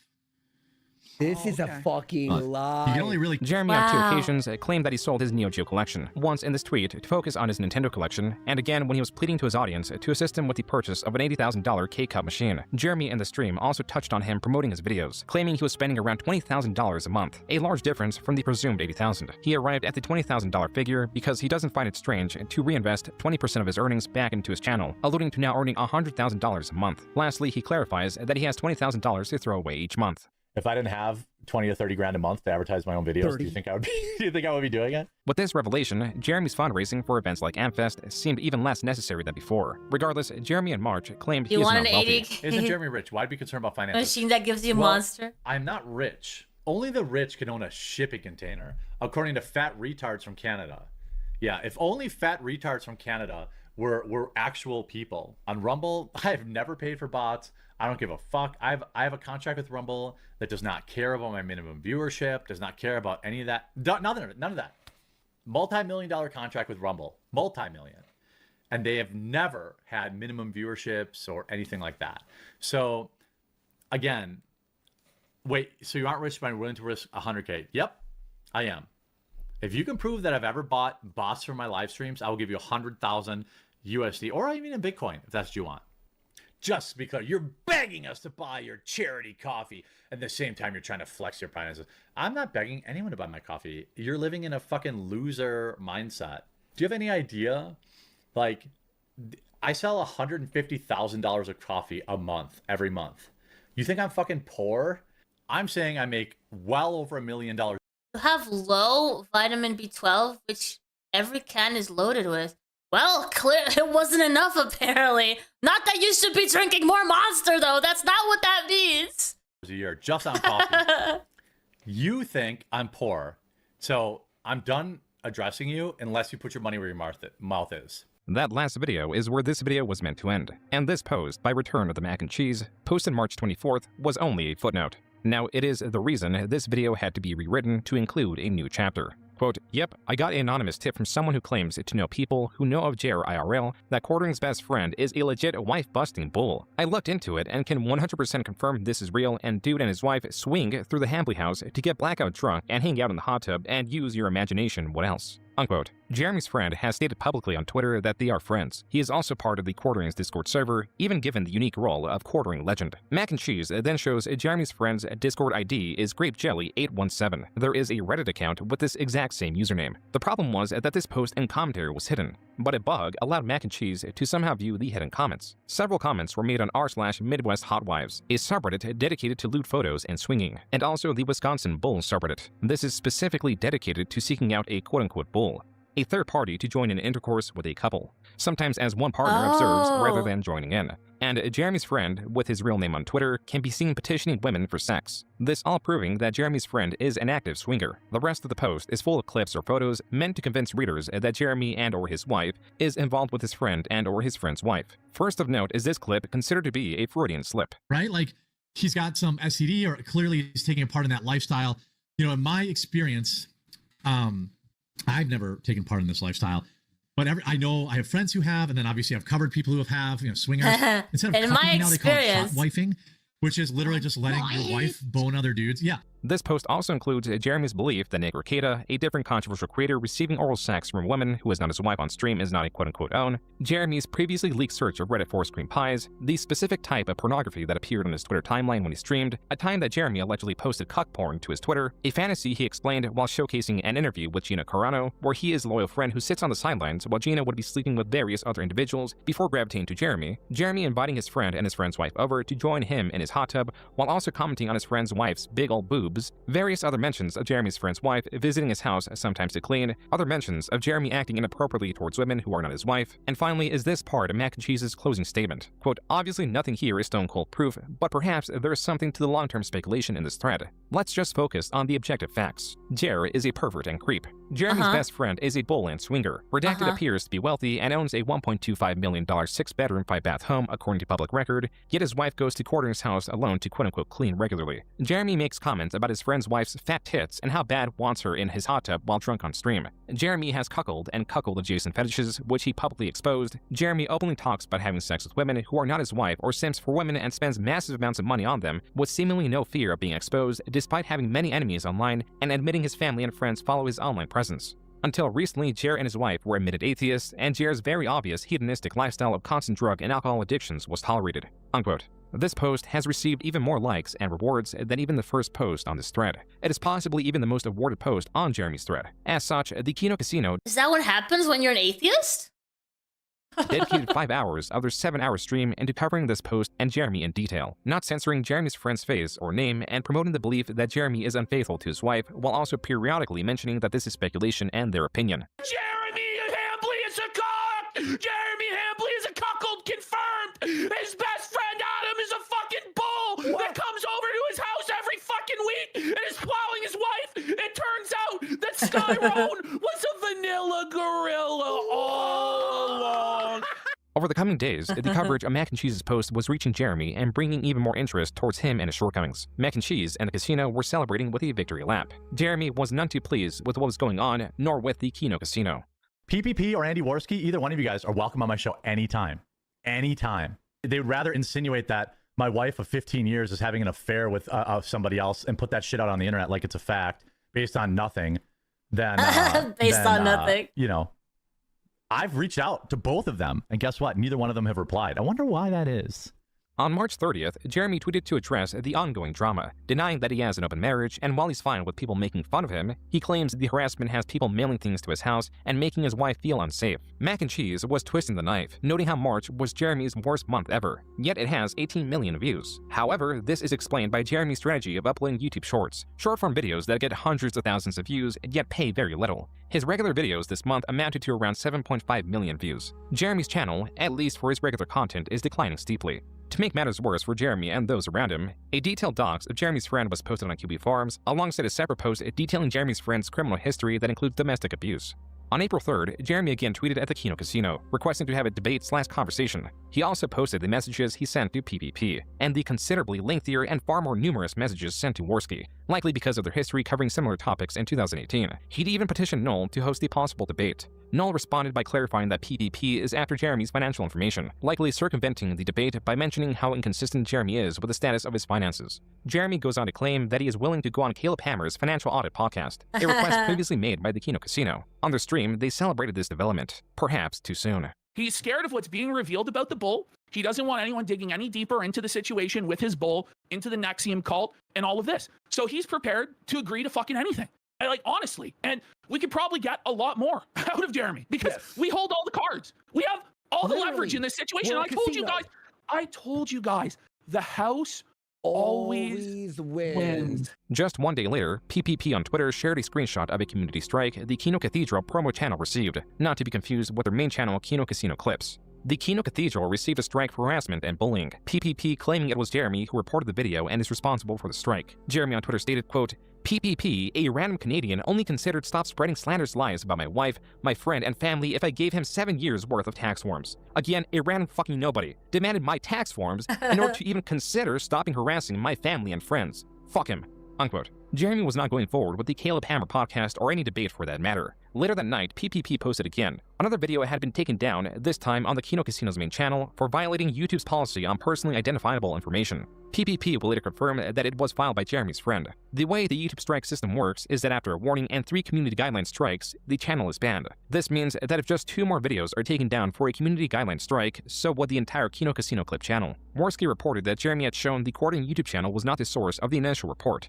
Worski also believing that while it may not have been TheQuartering, Jeremy still has countless other channels. So the possibility of Jeremy being the source of the reports still remains. Yeah. On the morning of April 5th, Worski stated that their strikes were appealed as to have them overturned, and their videos were restored. The looming threat of a ban was seemingly gone. Jeremy, still being blamed for the initial reports, was claiming that if he wanted to get them banned, he could, claiming either Worski or PPP is a ban evader and that their YouTube channel is a walking terms of service violation. Worski retorted by believing this was an admission that Jeremy was behind the reports and also posted his YouTube channel as to show he is not ban evading. Even so, Jeremy continued to tweet, now more menacingly. Quote, if these clowns keep going after my friends and family just because they don't like me, totally fine. I will in fact take everything they have and never apologize for it. Psycho weirdos are messaging my wife, calling her phone, people are harassing my friends. Roast me, fine. There used to be a line, I don't give a fuck what you say about me.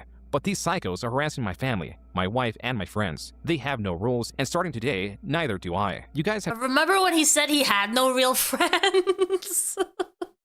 Are you talking about your sex buddies? Oh no. Spread disgusting, vile lies about my wife. You literally retweeted a Photoshop picture of her, someone who is not on the internet. I strongly dislike you, but would never dream of bringing your family into anything. I don't think it's crazy to expect two other grown men to understand that my wife, who is not an online person, to be left out of things. The more they push it, the more I want to become the villain they already accuse me of. Unquote. This was viewed as yet another empty threat, one that brought on even more ridicule. New to the mix was Jeremy's often uttered inane question, how was your weekend? A question Jeremy poses before going on what are viewed as excessive discussions of mundane activities, all in an effort to fill time on his podcast. Jeremy was not being taken seriously. So again, still on April 5th, he reconfirmed his threat. Quote, first will be your YouTube, which is in violation of ban evasion. This is we're getting pretty recent though, because if I'm not mistaken, they're referring to April of this year now. So we're getting to recent events. Easy takedown, and next will be your kick. I literally begged you two to be reasonable. I tried everything. You chose this. All I wanted was to let you guys dunk on me.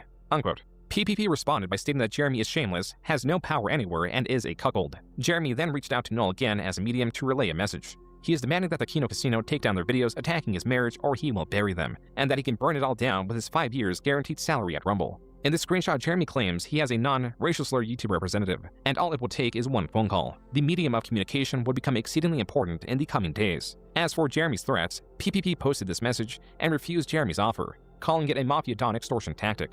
That was the final straw. In the early morning of April 6th, Jeremy promised scorched earth. More mockery came as a response to Jeremy's newest threat. Kiwi Farms celebrated both Jeremy's rage and how well-fed PPP from the Kino Casino would be in monetizing Jeremy. As many hours had gone by and Jeremy had failed to make good on his threats, his Twitter replies had become so filled with comments mocking him that even the ones he purposely hid were so numerous they possibly outnumbered the unhidden replies. Even Null commented on Jeremy's inaction. Finally, Jeremy began streaming, and many viewers anticipating the stream both joined and were banned likely for their comments. Null also Walmart is racist. Commented on the stream as Jeremy was not even talking about the Kino Casino, rather returning to his standard programming. The scope of mockery was increasing. More creators were jumping in to denounce Jeremy, often in support of the Kino Casino. We're still here, Jeremy Hambley of Wisconsin! It turned out that this was not the first time a threat of the sort came from Jeremy. In 2018, creator Mr. Medicare was fighting with Sargon of Akkad, and had the possibility of getting his channel struck or perhaps even banned just by the act of a viewer donating a racist message. TheQuartering threatened to do such a thing, going as far as to demand to confront him, but only on Medicare's live stream as to send a racist message to possibly get his channel banned. While Medicare failed to agree to Jeremy's terms, Jeremy himself began streaming and accepted a call from Keemstar. It was then that Keemstar added Medicare to the call, assuring the confrontation would happen, just not on Medicare's channel as Jeremy demanded. You basically said, I can't wait to fucking super chat you 1488. Wink, wink, Jim. Oh my God, are you scared of the audience? You scared of what happened to Ralph? I'm going to super chat you 1488. Wink, wink. Fuck you. No, that's not what I said. You're obvious. Fuck you. That's not what I said. That was what Jeremy, in essence, said. You just told me you didn't say it, though. But you Yeah, did. but Just come like on, you said, you said, you know. What a fucking bum. Oh, come on, Jim. Let me get you flagged. Oh, come on, Jim. Let me run gay ops and deplatform you. It's been a long time. You don't have a reputation that precedes you. You're just some fucking guy on YouTube like everybody else. So then why do you assume I would flag your shit? He kind of does have a reputation. Like, pretty much everybody hates him. And now, Star from the top. This 2018 stream had one more standout comment from Jeremy. Your content isn't even art, Jim. Your content isn't even artistic. Yeah, that's great. I mean, your content isn't artistic. I know. All right. Well, yeah, I'm gonna go. All right, be good. Bye. As for the Kino Casino stream, it opened with a particularly passionate and directed monologue by PPP, both challenging Jeremy to act and emphasizing PPP's resolve. You think they'll ever stop fucking with you, bitch. Send the fucking papers, cock. Fucking do it. You'll never do fucking shit. Do it, Take down this platform right now. You said that you had the connections. You said to Josh Moon in DMs that you were talking to Eddie from Kick and we would never stream again. Well, I'm still fucking here, bitch. What do you fucking think about that? You're gonna have to drag me out of this motherfucker with a crane because I'm fat as fuck and I've had it with you. As to continue to undermine Jeremy and highlight his failure, the casino compared themselves to Jeremy's recent humiliating Kick debut. Here's Jer's Kick debut. An hour and 25 minutes into his stream today, he had the lofty and grand total of 6 viewers on this site. Right now, we have 10,681. In the early morning of April 9th, and regardless of his inaction, Jeremy tweeted again, stating how easy it would be to get their channel banned, citing PPP, not Andy Worski, as the banned evader. Jeremy, in another deleted tweet, even alluded to getting their Kick channel banned. Just when it appeared that Jeremy was going to take the Kino Casino down, he posted this multi-paragraph tweet, now saying that he should have never implied anything about taking their channel down, and that it was him getting emotional. Even though he is displeased with the rumors they've spread, he also understands the error in oversharing information and how it has become weaponized against him. His new strategy is to write it out. This was not so easily accepted as creators and viewers alike had hardly forgotten about the gravity of Jeremy's previous threats. Jeremy on his gaming stream was getting harassed like never before. This was meant to be the pinnacle of the scandal, the pinnacle of outrage directed at Jeremy. In reality, it was just the beginning. On April 10th, the Kino Casino's biggest channel, their Clip channel, was banned for violating YouTube's terms of service. On Twitter, PPP stated on the matter, quote, "Well, sure to his word, Quartering flagged down our entire Clip channel for quote-unquote ban evasion. He really is the most pathetic worm you could possibly imagine. Free speech warrior my ass, our channel is under attack." Unquote. Hundreds of creators and Twitter users were quote-tweeting in support of the Kino Casino. Andy Worski reconfirmed the reason the channel was taken down was for ban evasion, just like Jeremy threatened. Even Andy Worski's main channel was banned just minutes afterward. Jeremy shared this photo and message about receiving a gift from his wife, mentioning that his birthday weekend was kicking off right. The gift was a box of sorts that included decorated playing cards, a die, and even casino chips. This was thought to be a direct reference to the Kino Casino and their banning. Just 1 hour later, the Quartering's weekend took a dark turn. Quote, "In the last 5 hours, people have shown up at my house. Caller ID block numbers have called both mine and my wife's phones. My channel has received multiple reports. I assume this is because I made fun of Israel deranged people? This stuff is insane." Unquote. As evidence that he was not the source of the banning, Jeremy posted his flagging history for the Jeremy Hambly channel and his Quartering live channel. Both report histories were empty, even going as far to say that the Kino Casino were wrongfully banned and that they should 100% be restored. Worski, however, was attempting to contact the owner of Rumble, claiming that Jeremy got the Kino Casino banned. Hambly really fucked up today. Like, he's done, like, the worst possible thing that he could have possibly done. While there was no definitive evidence that Jeremy was responsible for the ban reason was irregular because it was for posting previously removed content that violates terms of service and posting from creators who have channel restrictions or have been terminated. Neither should have applied to the Kino Casino Clip channel. While Worski's main channel was banned alongside the Clip channel, allegedly neither had a strike, and the Clip channel itself is allegedly owned by their editor, not Worski. Posting content from creators with a current channel restriction or creators who have been terminated under our terms. Now, we're not banned from YouTube, and it's not our channel. He's not actually attacked our livelihood. We didn't make any money from that channel. We never took a penny from that channel. All of the money from that channel went to our editor Flake because he has a family. While deplatforming has become somewhat standard in the online space, Jeremy's contemporaries, as frequent targets of deplatforming, view this action as a sin. Tales of such are remembered even a decade later. Parallels with Matt Jarbo are really crazy, aren't they? Matt Jarbo got famous for being flagged down by Zoe Quinn. That's how he blew up. That's how he reached the heights that he reached on YouTube. And it all came crashing down when it was revealed that the same thing that he made himself a victim out of, he was doing to others. And here we have Jeremy Hambly doing the exact same thing. Can I just add this? On entertainment worldwide, on X, we are the most posted about thing on Twitter right now. Above, MAGA influencers split over Israel and U.S. Another one, Belcora. Another one. This story is above what the political news is right now. The news of the Kino Casino's banning had grown alongside disdain for Jeremy, so much so that the casino's ongoing stream was featured on the front page of Kick. Even more creators were coming out to speak against Jeremy. While the Kino Casino covered many of the messages of support and other commentary, the amount of support was too great to where they were forced to present only the most prominent creators, like Brittany Venti, one of the creators that Jeremy made direct sexual comments about during his most infamous drunken stream, and a newly resurfaced, different drunken I still can't believe Brittany Venti is back. stream.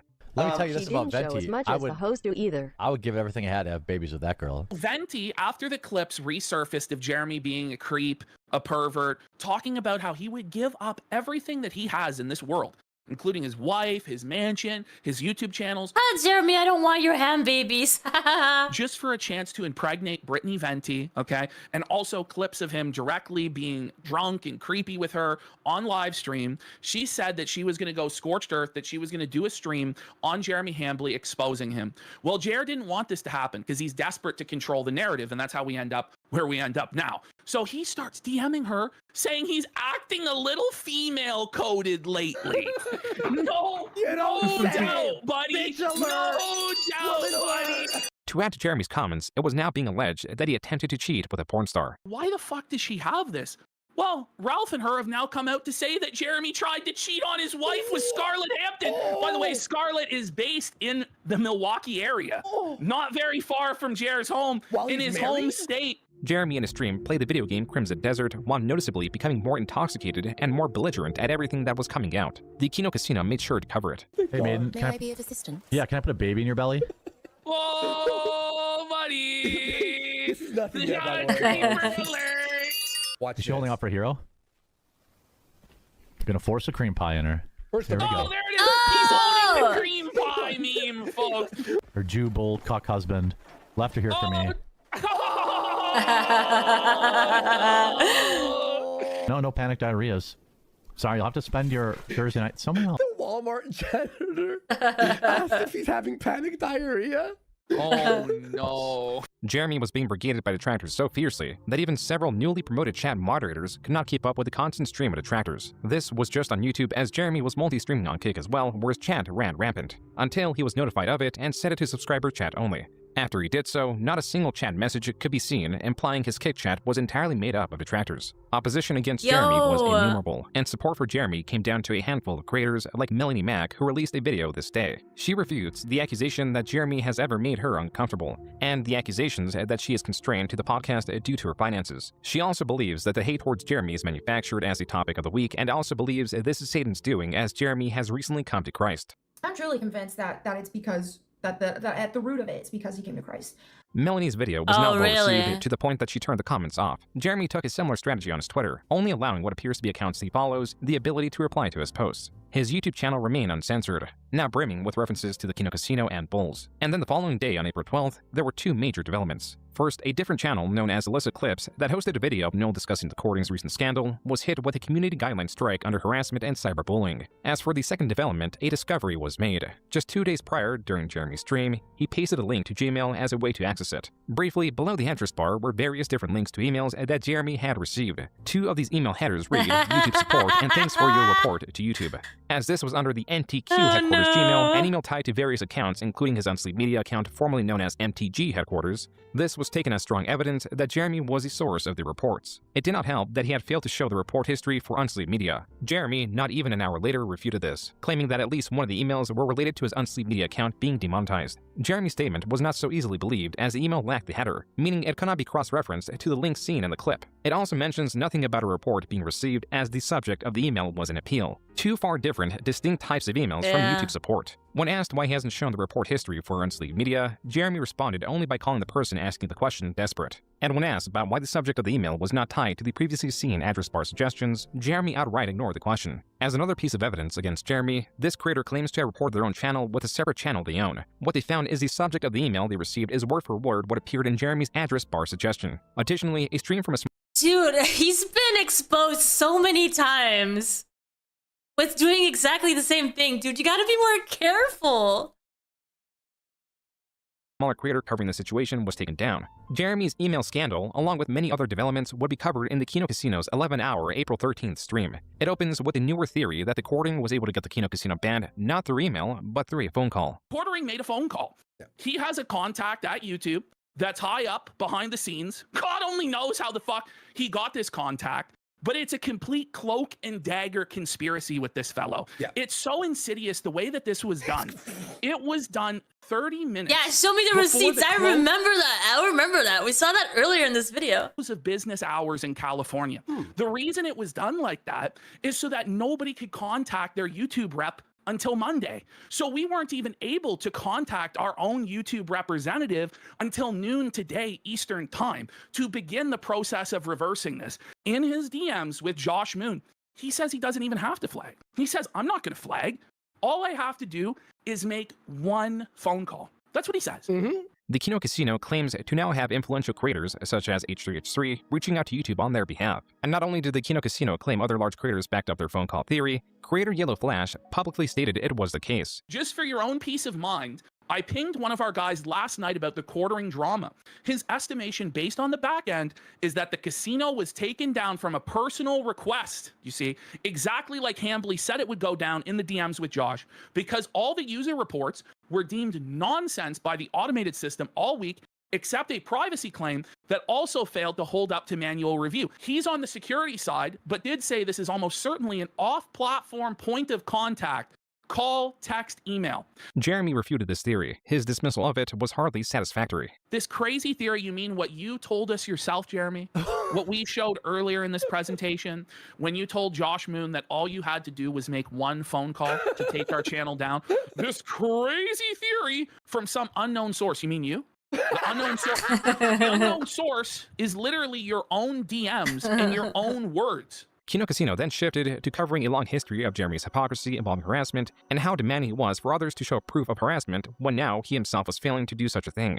The Kino Casino also covered more of Jeremy's recently uncovered exploits. When I was in my teens, I had one threesome. It was 2 guys, and it was. He's participating in sexual acts with other men. Wait, 2 guys. Whoa! So 3 men. No. It was 2 guys and a girl. It was 2 guys and a girl, and like. Wait. Dude, they're so dedicated at this point. You might as well run, dude. Take the money and run. Why is he acting like he was watching a threesome with 2 guys and a girl? What's actually happening here, Jeremy? It's like third person. The Kino Casino's banning had triggered a fierce Streisand effect. Normally, these tales of Jeremy only reached the dedicated viewers of their clip channel or live stream. The clip channel's videos rarely surpassed 100,000 viewers. Now, even just this VOD on Kick was more than double that. What's more, the Kino Casino stream had a segment where they shouted out various creators who had tweeted or made videos in support of them. This amounted to 78 creators with hundreds to millions of subscribers. Within were some former and even current friends of Jeremy. Even enemies of the casino were reaching out in support. Never has Jeremy faced such large-scale opposition, and the worst part of it all was that he could not rely on his typical tactics of dismissing the criticism or manipulating the narrative to support him. Even if there was truth to what Jeremy spoke and he had no hand in the casino's banning, the hate towards him was too great and melded with rhetoric from the enemies he's collected from the past 10 years. This is to say that even outside the Kino Casino, Jeremy had made so many enemies that ostensibly, the collective attack on Jeremy was partly the result of years of pent-up frustration, years of hiding behind the status of his allies and politics, years of manipulating narratives to benefit him or dismiss criticism. The day was finally here where Jeremy could no longer hide. He was now entirely unequipped to face these consequences, and entirely exposed to the derogation of the Kino Casino that even previously he was unable to rival. Just typing weekend in Jeremy's live chat will result in a ban. His paranoia had grown so great that his regular viewers were not only being exposed to Jeremy's antics through constant brigading of detractors, but also being caught in the crossfire. I've been a fan of Jeremy since 2017. Why was my other account just banned for asking why there are so many comments getting deleted? This is wild. I'm 63. This is wild. I'm 63 years old, and never have I seen that. Oh no! He's banning his boomer on his Weekend Discusser, the 63-year-old, was just banned. Just straight up. Weekend Discusser? Oh no! Weekend Discusser? That may not be real. May have been a troll. I really want to believe. The walls were closing in, allies were scarce, viewers were menacing, and this was not even the pinnacle of what Jeremy had to face. I think he's totally fucked up, if you want me to be honest. I think he's totally fucked up. And yeah, it seems like, you know, Casino's doing great. I have to check them out. And I think it was a massive mistake to try to deplatform Kino Casino. Yeah, I mean, he kind of is. I mean, I would say it's something like that. And he's felt he's a cuck, he's finished. Maybe, I don't know. Asmongold, a top Twitch streamer and creator Jeremy favors, but scantily covered, was not only opposed to him, but also his chat was full of Kino Casino references. Even Melanie Mack was someone who talked favorably of Asmongold just as recent as a week ago, but this screenshot serves more than to just prove that. It is also relevant because she removed nearly her entire catalog of videos on her commentary channel. The videos on screen are all that remain. But as things were heating up, PPP on Twitter and on the most recent Kino Casino stream announced that he had a non-refundable family vacation booked. The show would have to return 8 days later on the 22nd. Other creators and the Kino Casino's viewers would have to do for the meantime. On Jeremy's kick, a lone viewer subscribed to spam the chat full of Kino Casino emotes. The most frequently used is an image exemplifying Jeremy's balding, and on Kiwi Farms it was discovered that Jeremy has the Kino Casino followed on his kick account. And on the 15th, yet another video was taken down covering Jeremy. Even still, this hardly did anything to slow down the many new videos being made on him. Videos that were outperforming Jeremy's own videos in the YouTube search. Another reason Jeremy's videos are being outperformed by those covering him is that the comment sections are now made up of detractors. These people click on a video for the singular purpose of commenting. Because they only watch a second or two before pausing and leaving, it kills Jeremy's average view duration and makes YouTube promote his videos less and less. Oh man, it's the end. It's the end! That was not the case with Jeremy's YouTube Shorts. These videos have been far outperforming his standard videos. Upon viewing any of enjoy, Ozzy. See you later. these, the reason is rather clear. Jeremy takes a viral video, adds 3 seconds of introductory commentary, and that is his entire contribution. This is a compilation a Twitter user made of such a thing. Check this out. Check this out. Well, here we go. And this is like let me know what you think in the comments. What do you think? Check this out. Again, check this out. Jeremy was not pleased with the criticism directed at his YouTube Shorts. All right, well, that is the show for today. I've got to do a bunch of low-effort short slop that everyone's really mad about. I've got to do that, even though everyone does it, and you know, instead of complaining about it, you could just do it yourself. Jeremy's main channel content was far underperforming. His shorts were being criticized for lacking critical commentary needed to satisfy fair use. Yet he still had Rumble. He is both looking forward to a massive year on the platform who claims to always have his back. On one of the tweets, creator Nicholas Diorio commented, quote, "Didn't you just stream to 82 people there the other day?" Unquote. Jeremy did not respond. Separately, Jeremy advertised how easy it is to get a Rumble deal. Yet, Jeremy's chopped attitude quickly failed to reveal his penetrating rage. It was here that he sarcastically and furiously claimed that everything that has been flagged ever was him.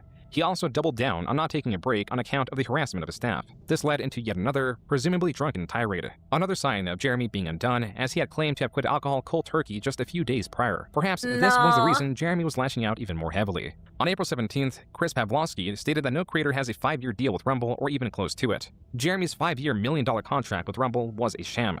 As if this day could not get any worse for Jeremy, the H3 podcast dedicated yet another episode to him, covering his old and recent scandals, even recontextualizing the basement peeing event. He's angry that his wife went for pizza without him, and I'll give credit to Diorio. Yeah, he did go. The wife did go to pizza without him.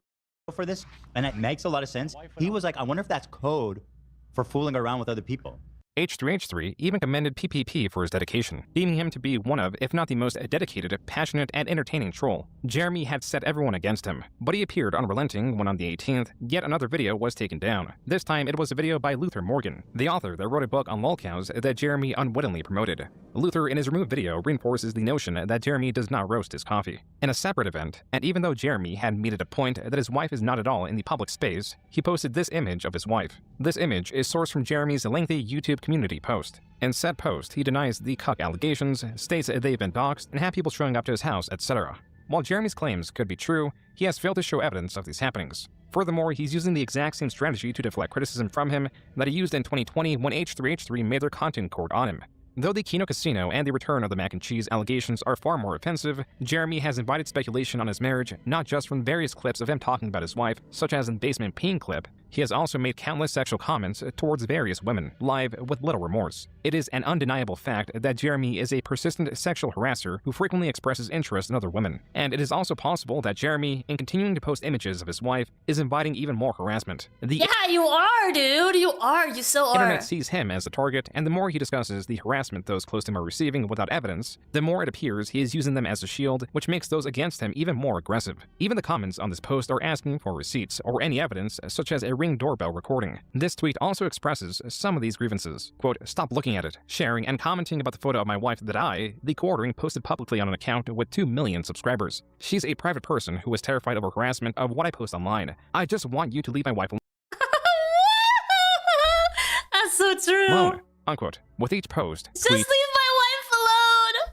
And livestream, Jeremy, even with the absence of the casino, was unable to escape the near-endless mockery, and the casino was set to return in just 4 days. As the days passed, Jeremy's anxiety grew. On the 21st, the day before the casino was meant to return, Jeremy on Twitter announced that for the first time in 3 years, his live stream with Melanie Mack and Hannah Claire would be going on break and would be returning May 4th. Jeremy claims this was a decision that was spurred on by burnout. As a result, PPP extended his own vacation by 2 days, calling Jeremy's reasoning bullshit, cowardly, and lazy. PPP adding that the delay would be better for it. This was a prophetic tweet. As if this stream was not delayed, these tweets likely wouldn't have been included or perhaps even posted. Tweets of Jeremy, yet again, announcing mutually assured destruction, claiming the receipts are on his side and calling creators Yale Flash, starting Craig, Brenny Venti, and Geeks and Gamers losers. As Jeremy continued to tweet, he reminds everyone that he cut his teeth in the most ruthless time that ever existed on YouTube. Jeremy was using his ace in the hole. He was leaking his private messages with Stuttering Craig, threatening to leak their grander chat history. Right after Jeremy streamed for 2 hours, visibly drinking while remarkably struggling with simple tasks such as moving 3 sacks within a camp or raising a banner, tasks that took him about 30 minutes. That would be me, and I don't even need to drink any alcohol for that. And 10 minutes respectively. Stuttering Craig on his Side Scrollers channel preemptively leaked the private messages between him and Jeremy. The question was, what was so damning within these messages that was Jeremy's ace in the hole? The answer was nothing. Their chat history shows a mild-mannered Craig periodically reaching out to Jeremy, sometimes to invite him on his show, to ask if Jeremy would have him on his show, inquiries about rumored projects, and other forms of business-related talk, none of it explosive. With the bombshell revealed to be nothing more than a dud, Jeremy was now stating that the last 5 hours was simply done to kick the hornet's nest. A rather strange motivation, considering how he has been alleging that unwanted attention has brought on terrible harassment to those close to him. Now even Bearing, Jeremy's friend and co-host of The Incredible Salt Mine, made a video on him, asking Jeremy to quit drinking while also emphasizing how his threats towards the casino were indefensible. And now Mudahar, a creator with 3.8 million subscribers, made a video on Jeremy, exposing him to a wider audience and covering things like his YouTube shorts. Ridicule of which had in a very short time span, evolved to where several creators were tagging their intros leading up to Jeremy's intro of his own short. In today's totally transformative content, there's a whole lot of people that are wondering what the heck these oranges are for. Let me know in the comments. So there's a reacception happening Okay, the oranges are coming in play, guys. The oranges are coming in play. around a fat guy who steals people's content. Tell me what you think in the comments. Guys, this is crazy. I just saw this video about these oranges, and I'm still trying to figure out what they're for. TheQuartering's been busted for stealing shorts. This guy literally steals other people's videos, adds an intro to it, and then uploads it as his own. What do you think of that? But what are the oranges for? Well, I bet it tasted good. Let me know what you think.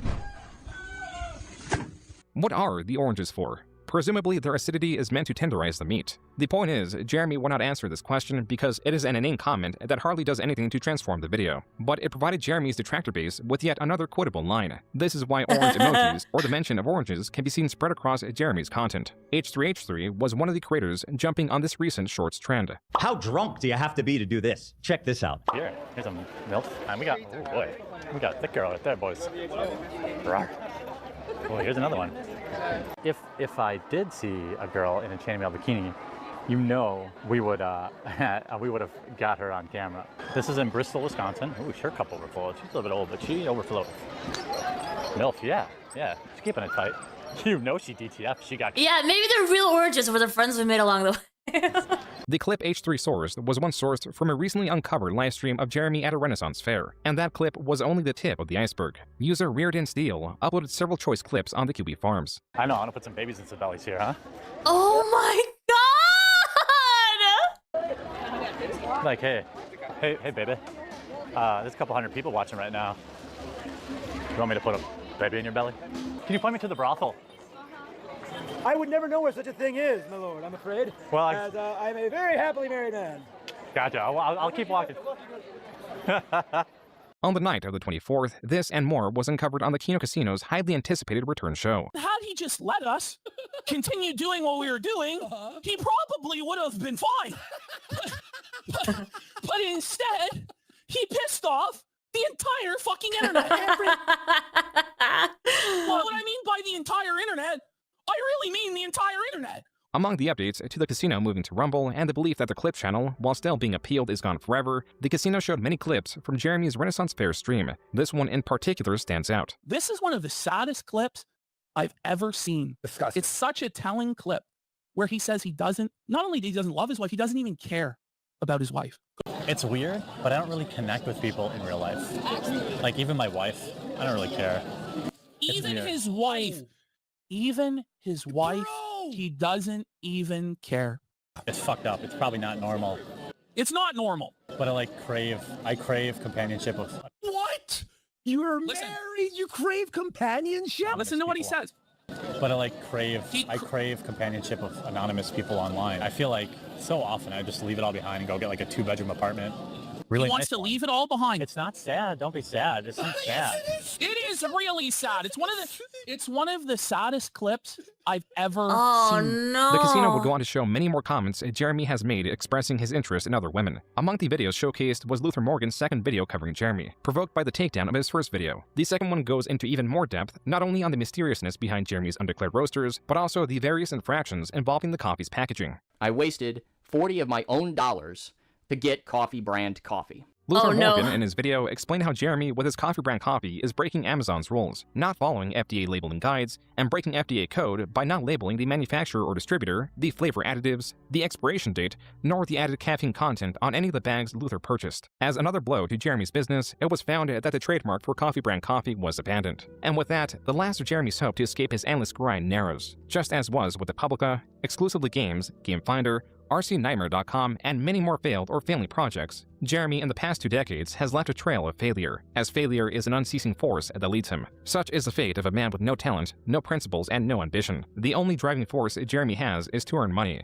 and the reason he earns it is to quell his anxiety. But the more he suppresses it in this manner, the stronger it becomes, and the stronger it becomes, the more reliant he is on it. And finally, the house of cards have come crashing down, and Jeremy has a significant toll to pay. Years of escaping his issues with the growth of his channel and the money earned through his grift are no longer areas he can escape into. His new strategy of uploading an absurd amount of YouTube Shorts is an expected, desperate strategy taking low-effort, meaningless content to its maximum, as the only variable Jeremy can control to grow his channel is content frequency. This is his channel's swan song. At the end of it, he faces not only a growing list of eager enemies and a tattered reputation, but also a deep lack of personal connection and everything else he has been avoiding. It is ironic that a man that has built a career in sowing division, in spreading misinformation, and in eroding trust has unified so many, even if only as opposition against him. Hey, noble ones, welcome back to my channel. This is the Metatron. Yo. Okay, so I do have a few other videos, but we are at our hour mark. So we did finish the video from June the King on TheQuartering, which was posted 2 weeks ago. Now, there are a few things that have happened since then. One of them being Brittany Venti and a bunch of other people. As you can see, he has made a lot of people mad. And the entire internet is now against them, as opposed to just Keynote Casino. So it'll be interesting to get into it soon. So now that we know the story, we're going into the actual recent events. And there's a lot of hate. There's a lot of hate. I did not know what I was getting myself into, but it'll be interesting to see. And it's ongoing. It seems to be ongoing. So we'll get back to that maybe tomorrow. Maybe tomorrow. Thank you guys so much for watching. Thank you for the support. And there's so many DLCs and side quests. Yo, it's like playing Skyrim all over again. Let's see who we can redirect to, shall we? Let's see. We got nothing. We got nothing. What is catfished?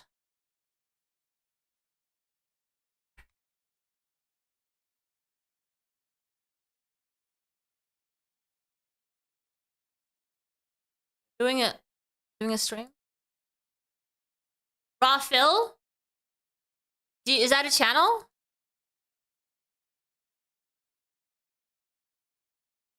Oh yeah. Wait, is that his channel?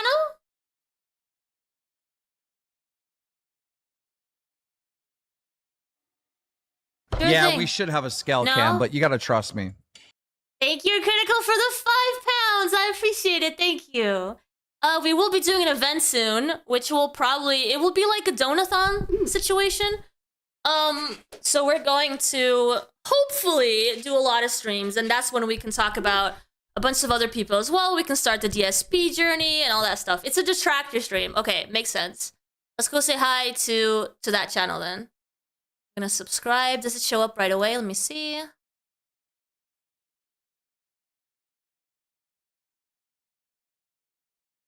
It does not. So Okay, there we go. Let's go say hi. Have a good night, everyone. See you all tomorrow. Don't go to DSP Gaming. Buffweeb just tried to bring in DSP to Stank Tank and completely touched the poop. Really? I'm gonna have to talk to him about that. I didn't know. I need that story.